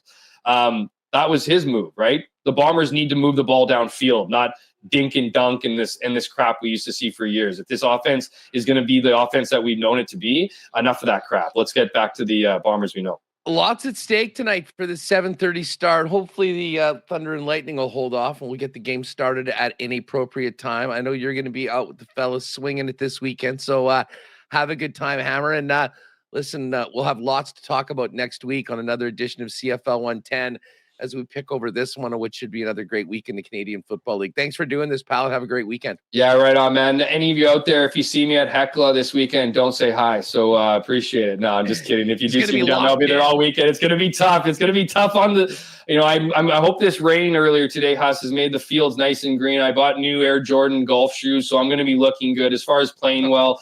Not a great forecast ahead here, but it's a really cool opportunity. Me and my buds, there's 24 of us heading down there for like a Ryder Cup style event. Amazing. I'm on Team Canada. I bought those Air Jordans yesterday because they're red and black and white, representing the Canadian team here. But looking forward to it. Have a lot of fun. Everybody else have a great weekend. And if you do find yourself in Hecla and there's a group of guys that are creating a ruckus, don't tell on us. Hey, listen, win or lose, I'm sure you'll have a blast and you'll look good with those new shoes on the gram. Have a good one. We'll talk to you after the weekend, pal. Take care. Thanks a lot, Huss. All right, there's Jeff Hamilton, and our latest edition of CFL 110 is up on the Winnipeg Sports Talk YouTube page. The podcast is up as well, so whether you're hitting that up before the Bomber game or before the rest of the games, lots of good stuff there on this week's edition of CFL 110. We're staying with the pigskin, but we're going from 3 downs to 4 downs. Mike Sando of The Athletic on his quarterback tiers rankings a little later on. And we're going to talk some fantasy football coming up in just a second with Thomas Tipple of fantasypoints.com. Hey, if you're going to the game tonight, you need to grab some quick Bomber gear, maybe in white, head on over to Royal Sports, your number one spot for all of your fan gear. Jets jerseys for the upcoming season, all the NFL merch for the upcoming NFL kickoff next month is there at Royal Sports, in addition to bikes and everything that makes summer so much fun if you want to get outside. They've been doing it for over 50 years, family owned and operated. Give them a follow on Insta at Royal Sports Winnipeg for the latest merchandise drops and sale information, including their crazy tent sale coming up in September. And always you can pop by and see him 750 Pembina Highway and tell them the WST boys sent you. Hey, if you can't make it to Princess Auto Stadium tonight, next best place to do it is your local Boston Pizza. All the BP lounges around the city will be cranking the sound with the Bomber game on all the screens, and you'll be able to enjoy ice-cold schooners, world-famous BP wings, gourmet pizzas, and more. And if you can't make it out to Boston Pizza tonight, order online and get hot and fresh to your door at bostonpizza.com. And listen, just before we bring in Thomas Tipple of Fantasy Points, let's give a big cheers to our friends at Winnipeg's favorite local brewery, Little Brown Jug. You train day in and day out, learning new techniques, approaching new concepts, and living out the thrill of achieving your goals. Building a craft beer is no different. While you spend your hours on the ice, we spend ours here, brewing our trademark beer. Again, and again. Here's to pushing the status quo and challenging ourselves to build something memorable. 1919 by Little Brown Jug. All right, we're going to step away from this Bomber game tonight and look ahead to NFL season. We do have Mike Sando popping on a little bit later on for the quarterback tiers. I'm really looking forward to this, to welcome on Thomas Tipple of Fantasy Points for some fantasy, maybe some futures talk. And I think we'll have Thomas jump on with us throughout the year. He, of course, is with fantasypoints.com, who we're working with. And with when we need fantasy or betting advice, we're all in on choosing Fantasy Points. With the Fantasy Points data suite, they've got the best research tool in the world. And if you want to check it out or take advantage of it, you can use the code WST10 to sign up and dominate your league. Let's welcome in Thomas Tipple from Fantasy Points, who happens to be a local from Winnipeg. What's going on, Thomas? It's great to have you on WST. Yeah, happy to be here. Happy to finally mix it up. We've talked a handful of times, but not officially. So it's officially official. Well, it is officially official, and it is go time for the season. I know a lot of people have had some drafts already. The next few weeks is going to be wild. But just before, I'm always interested in local people with cool gigs in this space. I'm sure people will be interested. How did you end up being a full-time employee and content creator with one of the top fantasy sites out there, fantasypoints.com? Yeah, and I always like talking about this kind of thing. Obviously, when COVID hit, it kind of stopped a lot of things. I was an indie wrestler here in Winnipeg. That kind of slowed things down. I kind of just needed something to fill my time and my creative side. So we started a podcast for just our fantasy league. It's myself, another Winnipegger, and Jacob Sanderson, and another friend of ours, Billy the Stone. And we kind of started this just making fun of our league. It used to just be me talking on the Notepad app in my phone and sending it to my league. And then it kind of got passed around a bunch of different leagues. So we decided to make it an actual thing. And from there, honestly, a lot of luck came from, we got the right guests on, the right people heard of us, and we joined it was a podcast media group that Fantasy Points used to have. It opened the door. I kind of just started doing back end work as an intern, and one thing led to another, and they decided to give this local Canadian from Guelph actually a shot with some of the big wigs in the NFL fantasy space. So it's been amazing, and it's still hard to believe every day, but well, hey, you know what? Good things come to good people, especially ones that work and grind, and you start off an intern and you never know where it goes. Funny you mentioned Jacob Sanderson. I followed Jake's stuff, and I remember him as just a young lad. I was hosting trivia nights down at the E&C, and he and his dad, who worked for the Free Press, would come in all the time. So that's right. He's been a sharp one for a long time. That's a great guy to have in the fold. Right. Just listen, before I kind of hit you with just some topics on, some of the things that we're all dealing with right now, heading into drafts and looking at the board for the upcoming season. Give people that aren't familiar with the sort of product that Fantasy Points is and how it can help people dominate their leagues, or hopefully maybe come out on the right side of the ledger when they're throwing down bets on a weekly basis. Right. So Fantasy Points has really grown over the years, and from more than just a fantasy football aspect. We've really grown in the data side of football. So if you're like myself, it's a really big nerd for everything stats related. The data suite has been and has become one of the leading sources of fantasy football and just NFL data that somebody can have. It really is one of the most powerful tools that you can learn how to use. Not just with that, though, obviously people like John Hansen, who's been one of the innovators, one of the legends of fantasy football.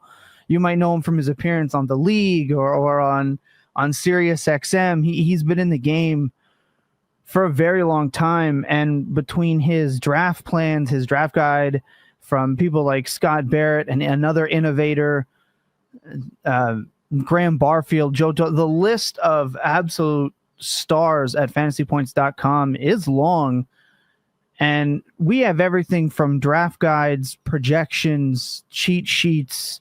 There's really nothing you can't find at fantasypoints.com. Plenty of draft tools. Our prop finder is a tool that is probably one of our most used. It helps track down the best props week to week, gives you some odds. We have articles ranging from offensive line breakdowns from former NFL scouts. It really truly is more than just a fantasy football website. Everything from IDP to Dynasty to auction to redraft, futures, weekly bets, DFS. And that's without even getting into the Discord and everything that's offered there, with multiple Millie Maker winners to 50,000, 75,000 plus dollar winners, 20 plus thousand on a regular. But like, there's always something happening, and there's always somebody winning in the Fantasy Points Discord and or with the Fantasy Points website. It's definitely a good crew to be a part of, considering the results that you guys have put forth over the last few years. That's why it's great to have you on. Listen, we're obviously going to get to fantasy, because I think, the average fan is in a league or two and is getting ready for drafting. Yeah. But you mentioned season-long props, and starting next week, we'll be doing our weekly show with our weekly picks. But the first couple weeks, I love diving into everything that's up on the board. And I will say this, I did a little experiment, not too scientific. We didn't do a huge sample, but last year at this very time, we just went in and said, I'm going to blindly take 10 unders I blindly took 10 unders. We were 7 weeks into the season, and 4 of them had essentially cashed due to injury or anything like that. I think it ended up being 7 out of 10 that came through. But let's face it, people like betting overs. And again, it was just random. We just randomly took unders. Right. But let's face it, the fun bets to make are the overs when you want to have your guys that go and do well. Right. But the best bet to make is a winner. So when you've been checking out this list right now, I mean, are there a few props right now that are available to people that have been attractive to you or that you've already gotten on? Yeah, so I picked 5 that I myself have put units on, and I used specifically Bet365, just Canadian, nice and easy. Everyone listening should have access to it. And these are a couple that I have found for myself personally. So you mentioned the unders. I never bet the under. It's just I always seem to be off by a yard, and it's just infuriating more so than please don't do too well. But I'm an over guy, so all these will be over. And I have a couple for you. We have Justin Fields over in his rushing in 2025. The line right now is 649.5 at -110 at Bet365. And this is easy money for me. Justin Fields has averaged a hair over 50 rushing yards per game over the course of his career in the regular season. 2,509 yards total.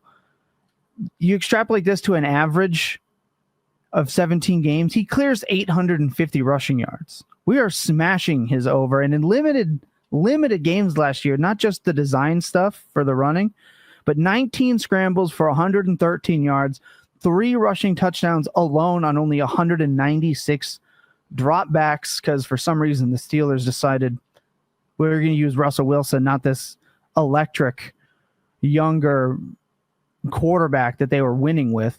I don't know why. But data via the Fantasy Points data suite makes it very easy to get the things that you need to apply for these bettings. He really does just have to be his average self with the Jets to hit this 649.5 yards rushing prop. Tyrod Taylor has now been hurt. There's less of a chance Justin Fields is going to get benched. I think the Jets are all in with him.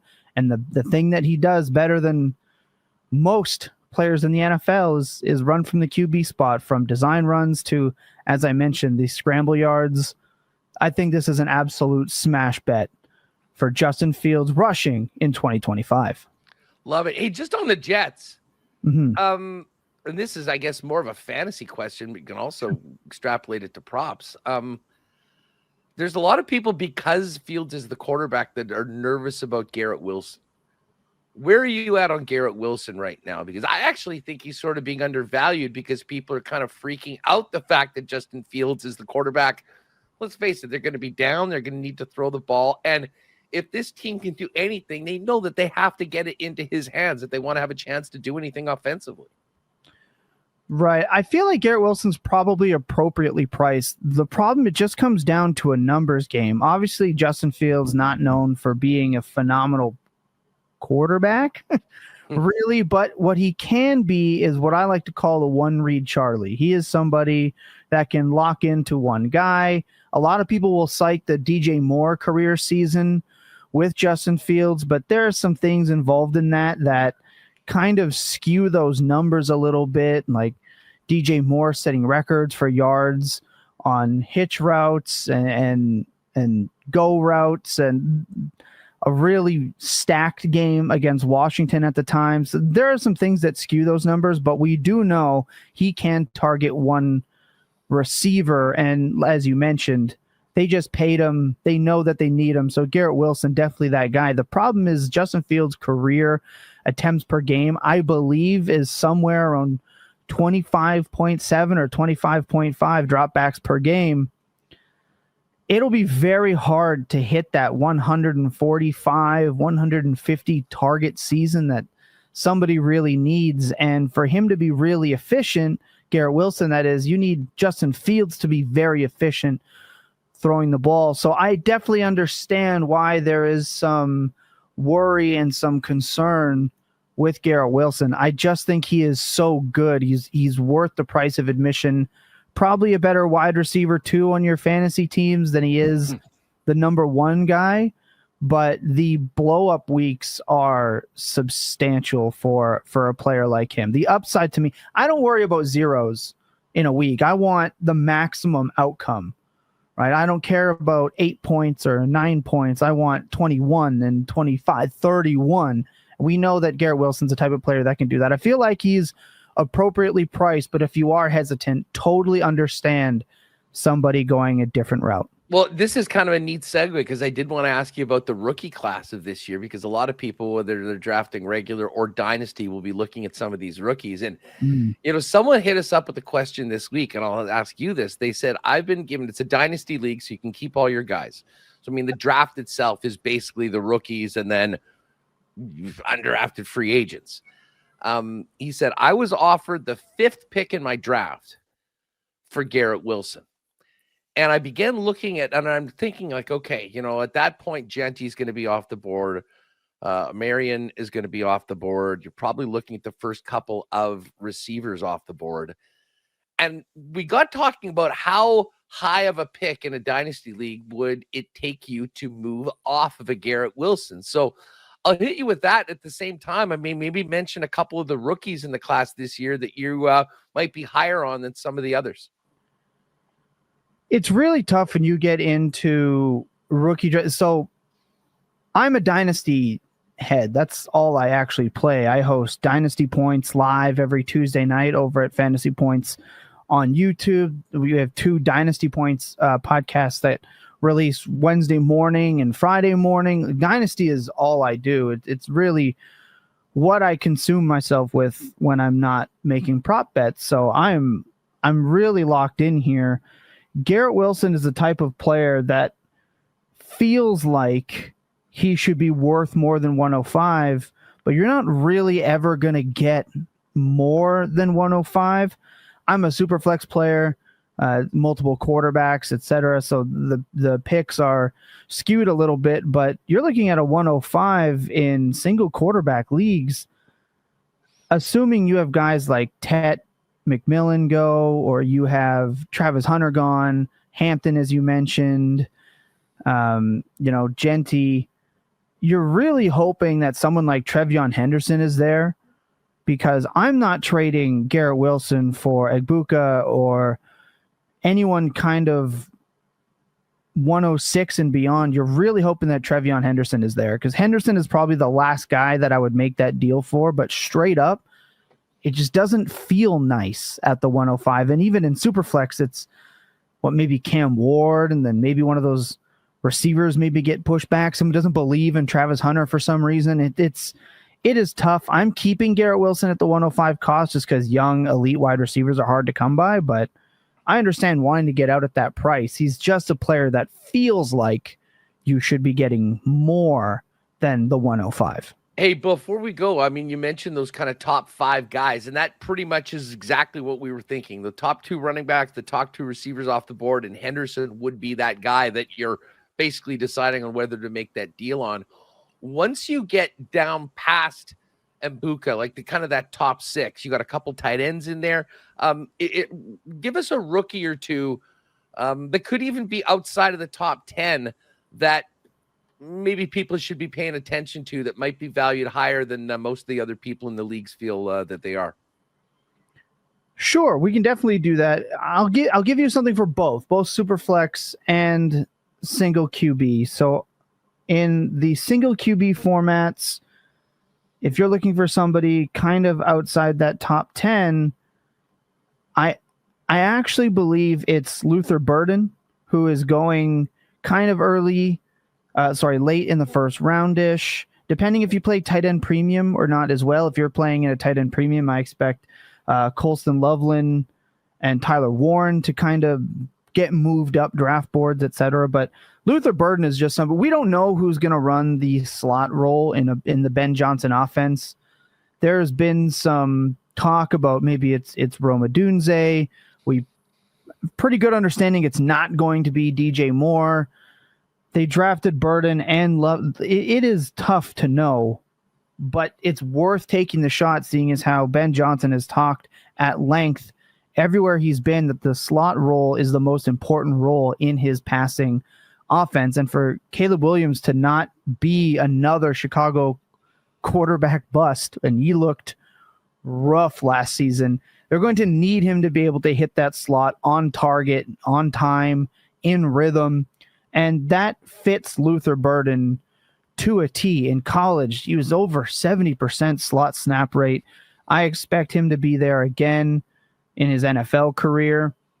So Burden typically going as the 5th, 6th wide receiver off the board in a lot of rookie drafts by ADP and Dynasty. He's somebody in single quarterback leagues that I am just hammering every single time. In Superflex, it's Jackson Dart. He's generally going in the 201 to 203 range. Superflex quarterbacks insanely valuable. You want a quarterback that can run. That's what I want. That's all I look for. I want a quarterback that can take off, who's athletic, because we know the rushing in fantasy football is what's broken. Jackson Dart's rushing, I got to tell you, if you like Drake May, because Drake May is athletic, Jackson Dart is a better college rusher than Drake May. The only quarterback in the last, I believe the last 2 or 3 draft classes that outrushed Jackson Dart were Jaden Daniels and Jalen Milroe. This is somebody that has rushing upside. If you remember Russell Wilson early in his career, he was an elite fantasy quarterback simply because he ran just enough. We're talking 800 yards, 700 yards. You got to imagine 20 to 25 rushing yards from a quarterback is 300, 350 rushing yards in a season. That alone is enough to separate yourself from the middling quarterback tiers of this one of the same 6, 7, 8 guys who can score 14 to 17 points on a given week and really give you that 20-point boom game. And you're able to get someone like Jackson Dart at the start of the second. Maybe he falls because somebody really likes some wide receivers. I'm telling you, he is an unbelievable rushing prospect, and I am not afraid of Russell Wilson starting for that team for very long. We've seen it. We've seen enough of old man Russ. Not very dangerous out there. I'm good. I will happily just pluck Jackson Dart in every rookie draft. Yeah, he's no longer unlimited. He is somewhat limited, and we move on. And I think Dart gets in, whether it's week 6 or week 8, would be a great one. Thomas, listen, this has been a lot of fun. I'm looking forward to chatting with you throughout the season. Again, folks, if you haven't already, you're looking to jack up for your fantasy draft in the upcoming NFL season, check out fantasypoints.com and Fantasy Points Data Suite, the best research tool in the world. And if you want to jump on it, use the code WST10 to sign up and dominate your league. You can also give Thomas a follow on X at El Nostra Thomas. And we'll look forward to it. I'm sure you've got multiple drafts and whatnot going over the next week. But next time I talk to you, you can give us an update on some trends of what you're seeing in the myriad of drafts you're in. That's right. Plenty, probably too many, if I'm being honest. But it's how you get into it, right? It's the love of the game, and it's that time of year. We're just a couple weeks away from kickoff, so I look forward to popping on and talking and chatting it up. I'll also say we have 5 subscriptions to give away to your subscribers, so it'll be no problem if you want access to the betting content, the data content, etc. We will work out how to do it, but we'll be giving away 5 fantasypoints.com subscriptions to Winnipeg Sports Talk subscribers. You guys will get all the details, and I look forward to a nice long NFL season, betting, fantasy, everything else. Let's just have a good time. I can't wait for it, Thomas. Yeah, next week, make sure to stay tuned for us. We'll let you know how you can enter, and we'll get some WSTers ready to dominate their friends in their fantasy leagues this year. Thomas, have a great one. We'll catch up very soon. Thanks for doing this. Pleasure. Oh, man, that was awesome. I cannot wait to have Tom on board with us to talk some fantasy. And, yeah, stay tuned next week. We will set something up probably through the website for you fantasy footballers to sign up and be eligible to win one of those fantasy point subscriptions, which I think will be a huge boost to your arsenal when it comes to whether you're doing season long, whether you're doing DraftKings with us on a weekly basis, or whether you're making some bets over at Coolbet. So we'll have that contest. Don't forget, by the way, we'll get to the Coolbet lines in a minute after we talk with Mike Sando of The Athletic. But right now, a week tomorrow, we'll be giving away the Labor Day trip with myself on the 1930 crew, the Huss Bus. You want to come and have a great time on the most fun weekend of the year in the Canadian Football League. All you need to do is send in a screen cap of any $10 or more bet at Coolbet. If you haven't played there before, just go to coolbet.com, register. If you're making your first deposit, use the promo code WST. We'll double that up to your first deposit up to $200. And then everyone that sends in an entry, we're going to do a special marble race next Friday. And we'll look forward to sending somebody from WST on the Huss Bus for what will be a hell of a lot of fun. And tune in to Winnipeg Sports Talk next week for the opportunity for those fantasy, the fantasy subscriptions to Fantasy Points. And I can tell you, I've been all over the site. It is something else. And we need some big brain dudes like Tom to help us as we get ready for what should be a really fun thing. Oh, one other thing on Coolbet. Our weekly pick show. I know I said we were going to be doing our first WST winners on our futures picks this week. We're actually going to be doing that next week. As of next week, next Friday, 10 a.m.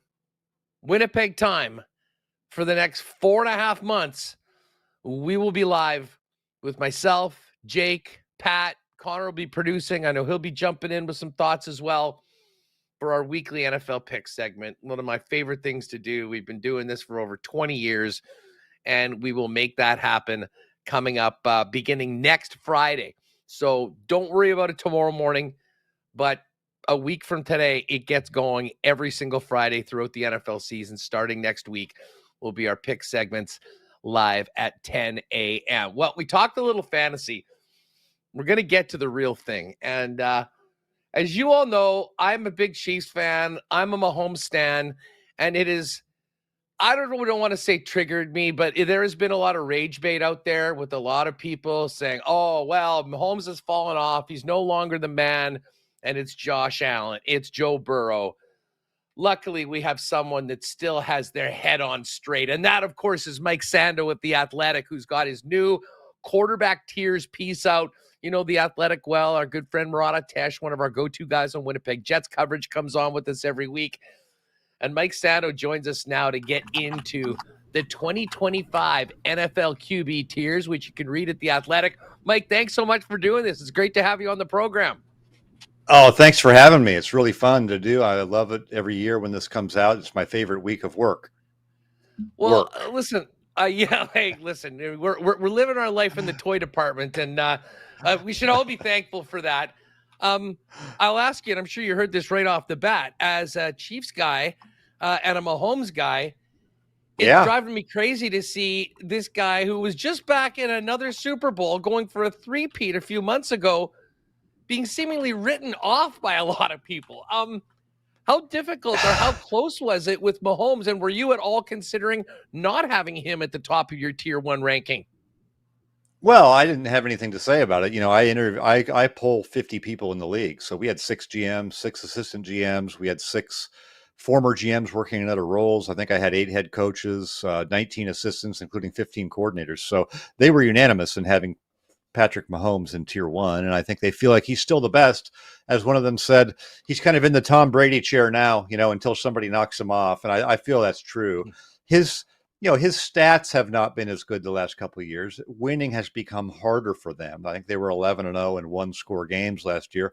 Doesn't feel very sustainable, but maybe it is with Andy Reid and Patrick Mahomes, one of a kind type of a combination. So I don't think Mahomes is going anywhere in the quarterback tiers. I think he's going to be unanimous tier 1 for a while, unless, there were to be a fall off that compromised their ability to win. And I think they're going to keep winning. We'll see if they have as many wins this year, but I think they're going to be right in the mix. He obviously has company in tier 1, and I don't think it's a surprise that you see players like Josh Allen, Joe Burrow, Lamar Jackson in. I will admit I was a little surprised, and listen, I know he's had some back issues right now, and there's some concern, but tell us about Matt Stafford finding himself into some elevated company with the other 4 best quarterbacks in the league. Yeah, there's a big gap between, Burrow, Mahomes, Lamar Jackson, and Josh Allen. Those guys were either unanimous or near unanimous tier 1, and Stafford sort of sneaked in. I think he had 26 tier 1 votes, and you need 25 to get into the top tier. So, what happened? He got 5 more tier 1 votes this year. My explanation for that is the panel changes every year. Maybe there's 20 or 25 new voters, and maybe I just happened to swerve into some that had a higher opinion of Stafford, because I don't think he had some breakout year last year. I think he's always been highly regarded. So, it is what it is. It's good for him. He's well respected. I think now he would trade his tier 1 status for a back that feels a little bit better, and the Rams would too. Well, I hear you. I mean, just as far as that other 4, was there any consensus amongst the people you talked to about the sort of hierarchy, if you will, between Mahomes and Lamar and Joe Burrow and Josh Allen? Yeah, Mahomes number 1. And then, interestingly, Joe Burrow also was a unanimous tier 1 choice. I don't think people think he's better than Mahomes, but there were, I think, 3 tier 2 votes for Josh Allen and 4 for Lamar Jackson. So if you look at those players, Lamar Jackson and Josh Allen a little bit more reliant on their legs and running. And there are some people who put a huge premium on the passing ability and would say that Mahomes and Burrow are the better passers. But there's also, I think you make a case that in some ways Josh Allen and Lamar Jackson are harder to prepare for than even Mahomes. Mahomes may be better, but who's a tougher game plan matchup? Wouldn't you say? It could be one of those guys, because they're going to run over you like Josh Allen or run away from you like Lamar. So I think they're all great, but Mahomes sits atop because of the winning and the championships and all that. So, I mean, there's the cream of the crop tier 1 that we just talked about. It's a pretty big group in tier 2. How is tier 2 defined before we get into some of the guys that are part of that club? So tier 2 is, you might have a hole or 2 in your game. You can handle the pure passing, meaning we have to throw it. The defense knows we have to throw it. It's very hard to do that in doses, maybe not all the time or as much as the tier 1 guys. If you're a lesser passer, you may possess some other attributes that are so special that they elevate you above tier 3. Sometimes you'll see, earlier in Cam Newton's career, is he a 2? Is he a 3? He's a 2, at least, because he's so special in his ability to run the ball. Speaking of running the ball, anyone that took a flyer on Jaden Daniels in fantasy football last year was pretty darn happy about that. I mean, this rookie season that he had was phenomenal. And it sort of reminded me, albeit in different ways, far more running, of CJ Stroud's rookie year the year before. Yeah. Both of those players are in tier 2. And I have to admit, and maybe this is just recency bias, I wasn't sure whether CJ, after the season he had last year with the Texans, would have still been in that category. How do you compare those two guys in particular, and what was the feedback on those two, with one guy having 2 seasons and one guy just having a great rookie season before he becomes a sophomore? So last year, Stroud set the record since I've been doing this. So 12 years, the highest any second-year quarterback had been in quarterback tiers, making their debut in the poll, because I don't have rookies in there. So, wow, CJ Stroud last year, 12 votes in tier 1. I mean, unbelievable. This guy's going to ascend and go up. And then this year he got 1 tier 1 vote. They held him somewhat accountable for the issues there. They fired the offensive coordinator, had some injuries at wide receiver. It wasn't just him, but I think some of the luster came off a little bit. You go back 4 years ago, Justin Herbert was super high, and everyone had him anointed as a future tier 1, and he's kind of stayed in tier 2. So those are cautionary tales. I think, for Jaden Daniels, he seems like a good passer. He seems like a student of the game. It doesn't seem to be too big for him. He's obviously an excellent runner. He went to the NFC Championship game with a team that had a bottom 10 defense. Very hard to do. But you still have to account for the fact that in year 2, the rest of the league is going to be ready for him more. So does he improve 5% and the rest of the league has 20% better game plans? That's possible. It's possible that he kind of gets stymied a little bit in that second year. But from what everybody saw, they were willing to, kind of bet the over maybe. You mentioned Justin Herbert. To me, he's a fascinating player. I mean, when he's on, he looks like almost the prototype, if you will. And yet he hasn't taken that next step right now. I'm sure there's varying opinions around the league from all the people that you talked about with Justin Herbert. You've got Jim Harbaugh, who, I think is going to ideally have a more run-based offense with the focus on the offensive line. The Slater injury certainly hampers that, but how wide were the opinions on where Justin Herbert is right now heading into this season? Yeah. I don't think they're that wide, but it feels like everybody thinks he should be doing a little better, and everyone can see the talent. It's like, what's missing? I think you could see for a while, their defense was really bad and they had special teams issues. So, okay, maybe that's it. But all he's really got to show for it, 27-0 loss in the they led 27-0 in the playoffs. Jacksonville lost the game. There's just, he needs to get a little over the top. And you're right, with Jim Harbaugh coming in to run the ball, is Herbert even going to be featured in this? Are they going to grind out wins? I mean, they had some low scoring games last year. So everybody except for about 5 teams would take Justin Herbert as their quarterback. I'll put it that way. But I think by now people were expecting him to be in tier 1. Mike Sando with The Athletic with us, going over the quarterback tiers heading into 2025. You can check it out at theathletic.com right now. The tier 2 is fascinating because, there's a lot of great players, people that have accomplished some kind of on the up in their careers, some maybe going the other way. Yeah. I've got a lot of Browns fans around me, and we hear from them. In Cleveland, the most cursed team when it comes to quarterbacks, would kill to have a quarterback in tier 2. And yet there's Baker Mayfield, former Browns pick, with the Tampa Bay Buccaneers. Isn't that tough? Back-to-back. But Baker's fascinating to me in what he's done over the last couple of years. What have you heard from people around the league, and how much has Baker improved his stock since he's become a Buccaneer? Yeah, people liked Baker Mayfield after, earlier in his career. I think after his first couple seasons, people were pretty high on him, and then it went haywire. He was injured part of it, and he went to places where it was difficult to go. I think he's gained a lot of respect these last couple of years because he's had different offensive coordinators back-to-back years in Tampa Bay, guys who'd never done it before. And not only did they do well, those guys got head coaching jobs after 1 year of calling plays for Baker Mayfield.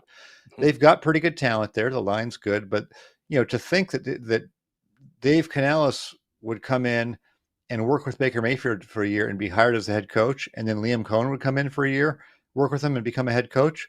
I mean, that's pretty good for Baker. And now we'll see this year they have a first-year coordinator again. So if Baker Mayfield lights it up this year, I mean, there's no doubt what the common denominator is. Moving from that group into tier 3, I mean, you've got some players that, have been much higher in the past. Aaron Rodgers, I'm sure Kyler Murray was, a couple of years ago, maybe a little bit higher. But to me, the most interesting guy in this group is Trevor Lawrence. I mean, he came in expecting to maybe be potentially an all-time number 1 overall pick. Now, the organization is one thing. They keep on going through coaches. I mean, it hasn't been kind to him that way. But what do people make? What's the consensus on Lawrence right now? Is this the guy that he's going to be? Or is there another level that maybe with proper coaching and players around him, he can ascend to number 2 and maybe challenge for tier 1 at some point? I think there's definitely a feeling he can be tier 2, and he has been before in the past. So that's the hope. But I think, you're right. When he came in, people were thinking this guy could be a tier 1 all the way. And I don't think people in the league now see that for him, partly because, he hasn't been consistently accurate. He does spray the football around more than those top tier guys usually do. He's a good scrambler. He's athletic, but he's not like he's super dynamic in that area. So there may not be one trait on him that is special, right? So what is it that's going to elevate him? If it's just coaching and playing a little bit better, then you can be in tier 2. And I think that's probably realistic for him. The tier 3 group has the entire class of 2024 for the starting quarterbacks. We've got Bo Nix, we've got Drake May, we've got Caleb Williams, and of course, Bryce Young, who wasn't necessarily there last year, but had that weird. He's still a very, very young quarterback. Just wondering, what are the feedback from people in the league? Who is their most faith that the quarterback of the young group that we just mentioned is ascending to tier 1 and maybe has potential for tier 1? And who is the one that people were most concerned about? Okay, so obviously Jaden Daniels, people think by putting him that high, but I would say Bo Nix is somebody in Denver that I think a lot of people think will be in tier 2 a year from now, and maybe not ever tier 1, but tier 2. I think if you're in tier 1 or tier 2, you feel like you can go to the Super Bowl with your quarterback probably. And then of the others, oddly, there's not enough really info on JJ McCarthy, but the most concerns were on Caleb Williams. I thought that was very interesting that people looked at all those sacks he took, 60 plus, and really questioned his ability to process the game quickly enough. So that was concerning for him. I had to laugh. I mean, the Colts have 2 quarterbacks on the list. However, they're both in tier 4. What do people think? Who gives them the best chance to win this season and in the future in Indy? Yeah. Is either of those guys the guy? I don't think either one's probably the guy. I think Daniel Jones for sure is more ready now, just to run an offense and be a professional quarterback. It seems like Anthony Richardson's a long way away from being able to play in a manner that he even stays on the field and stays healthy. Not picking up basic things in preseason and getting blasted by a pass rusher that he probably should have seen. So no consistency from Anthony Richardson. He still has to overcome the, tapping out of a game when you're too tired, just not understanding the dynamics of the position, make it hard for a team to rally around that guy. I think it'll be Daniel Jones. Could he have a Sam Darnold type revival? He could, but I think they'll be looking for something more.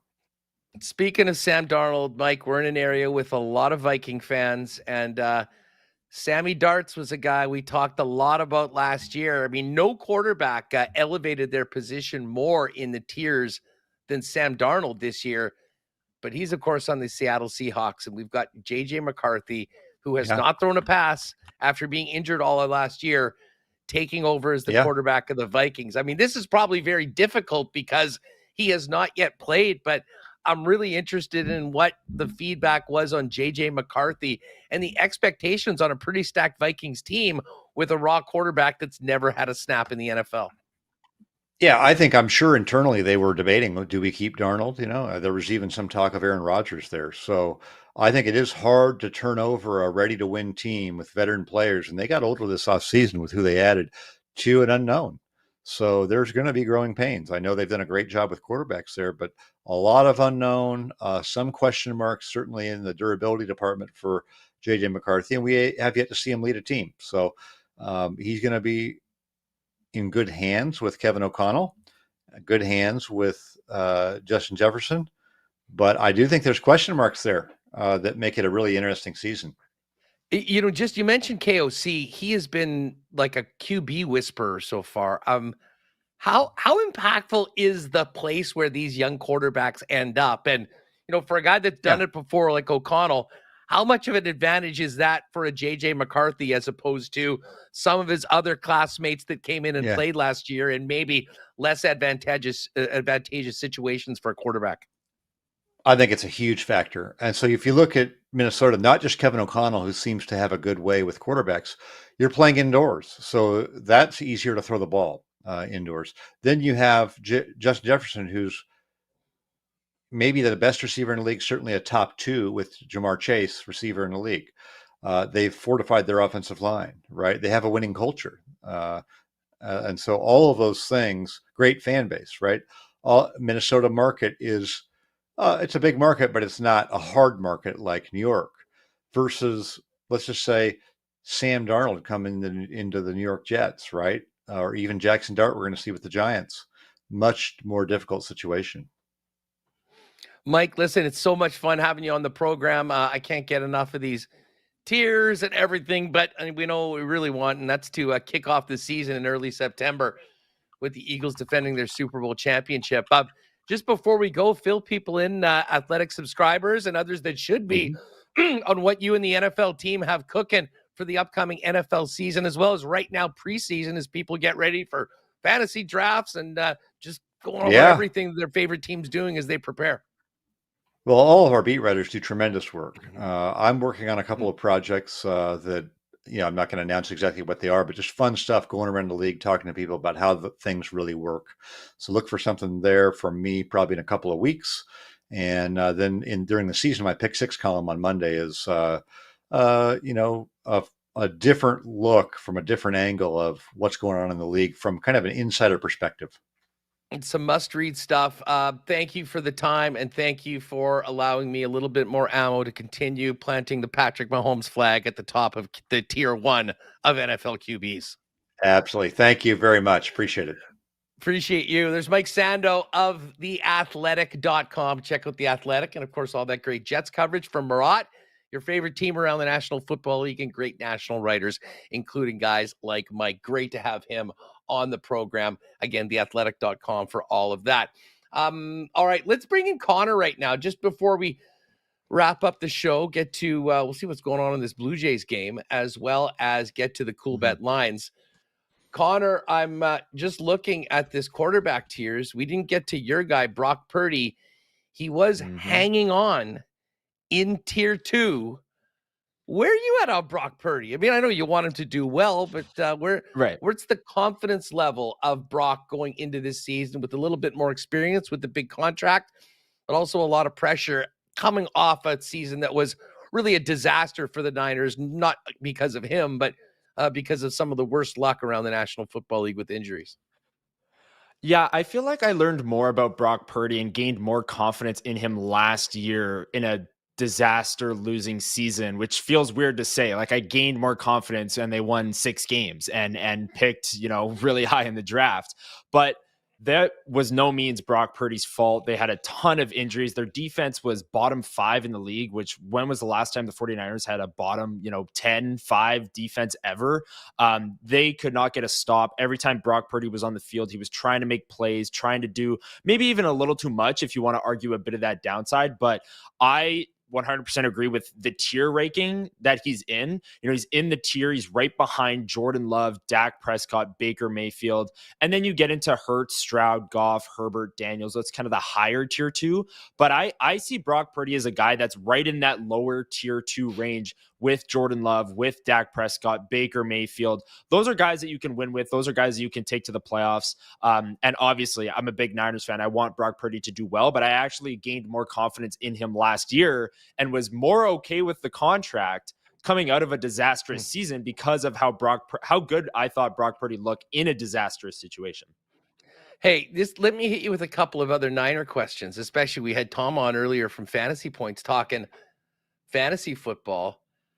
How early would you take Christian McCaffrey? I spent literally half my budget on McCaffrey last year in an auction league, and let's just say that blew up in my face.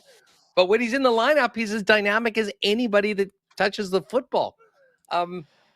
Like, can we count on Christian McCaffrey? I know we can, but I think we're able to get him at a much better value than we have in the past, is like 1-1 or 1-2 in just about every draft.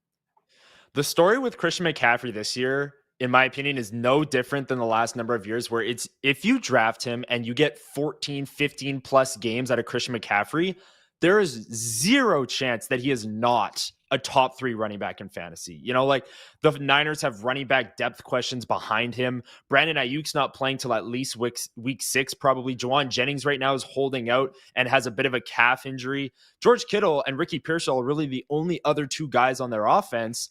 Brock Purdy's going to be dumping off the ball a ton to Christian McCaffrey, let alone the 20 carries he's going to get if the Niners are winning games this year. So if you take Christian McCaffrey, buckle up. You're going to have to stay glued to the injury report every single week. But if he is playing, Kyle Shanahan will run that guy into the ground. He's going to touch the ball so much, and there's zero chance that he doesn't finish as an RB1 if he plays, if he plays a full season, which is a big if. But hey, you're playing fantasy football to win. He's a winner. He's a guy that'll get you a win in fantasy football if he stays healthy, or lose if he gets hurt again.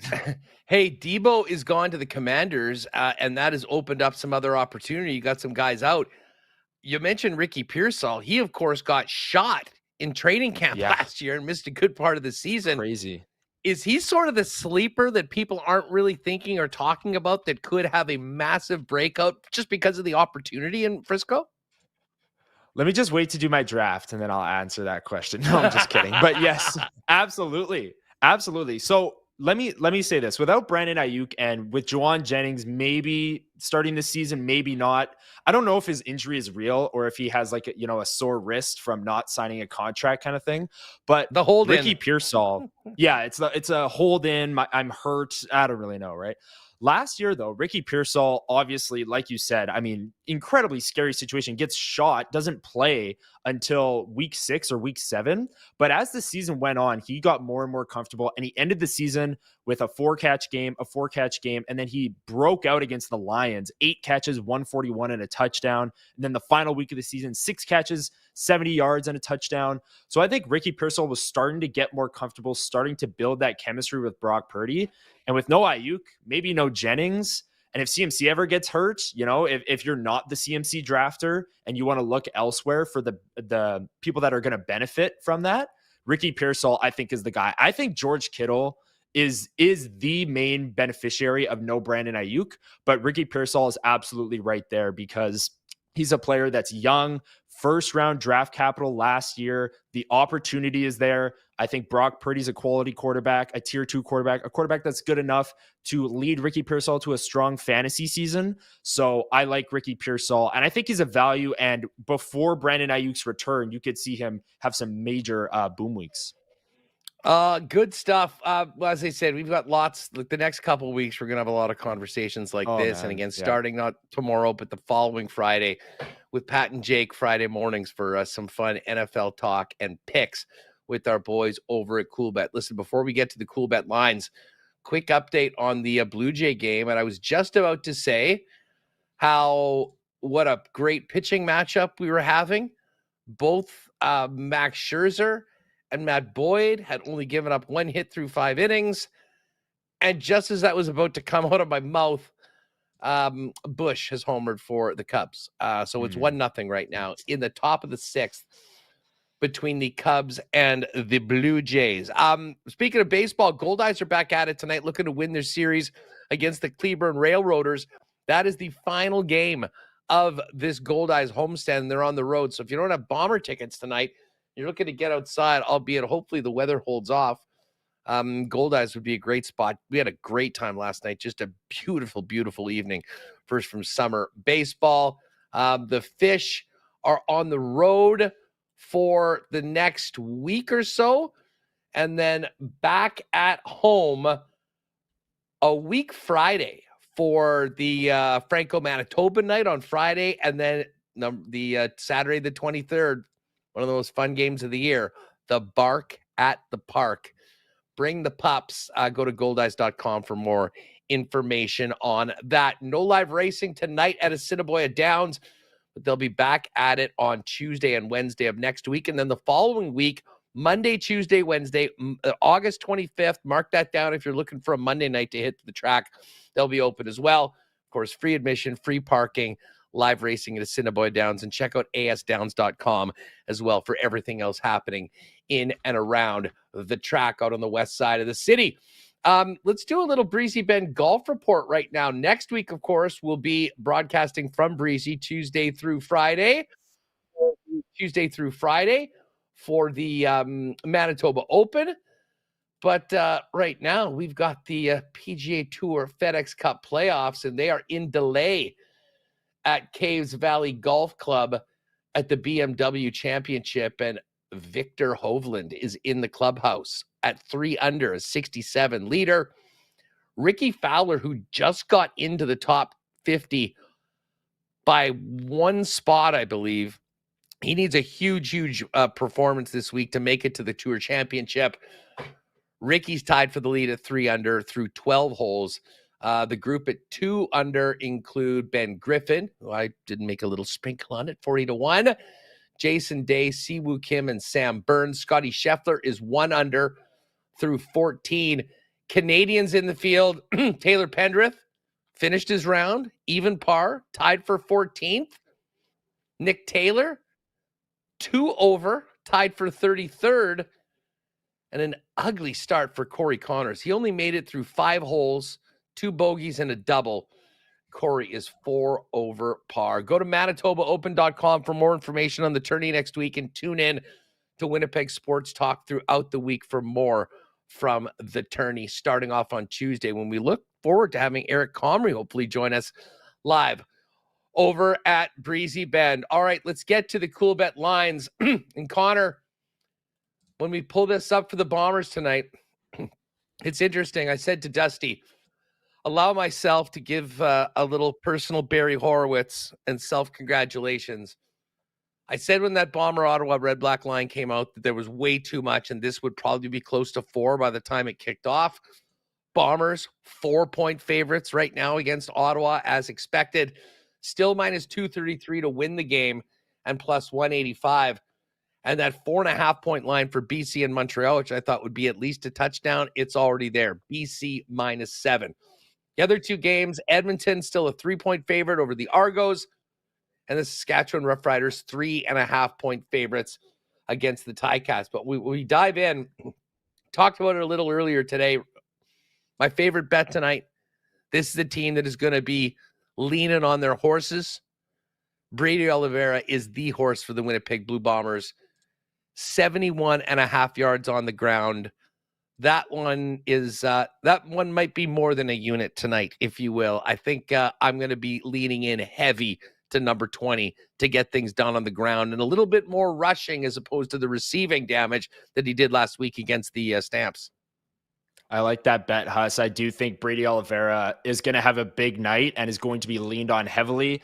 If I can, I'll throw out my favorite bet of the night. It's the over. Just straight up 53, not even the highest total of the week in the CFL, which I found was pretty interesting. I mean, Toronto and Edmonton is at 54, Hamilton, Saskatchewan, 54.5. Obviously, Hamilton is just like an over better's dream because they have a great offense and a terrible defense. So they're obviously going to have the highest total every single week, no matter who they play. But I feel like the Bombers offense, we've talked a lot about, their shortcomings, but how they can expose this Ottawa defense. And then we've talked maybe the most previewing this game this week about the secondary for the Bombers and how Drew Brown can maybe take advantage of that. So I think there'll be a lot of points tonight. I don't know how the Bombers will get them, if it'll be Trey Vavel with a few kick returns, or Zach Caleros, or Brady Oliveira finally finds the end zone. But I do think Ottawa's going to put up points through the air with Drew Brown. So I do like the over 53 tonight in in Winnipeg, Princess Auto Stadium. Yeah, Dusty and I were talking about this in the lock shop today. I mean, the Drew Brown passing number is 301.5. That's actually gone up just a bit.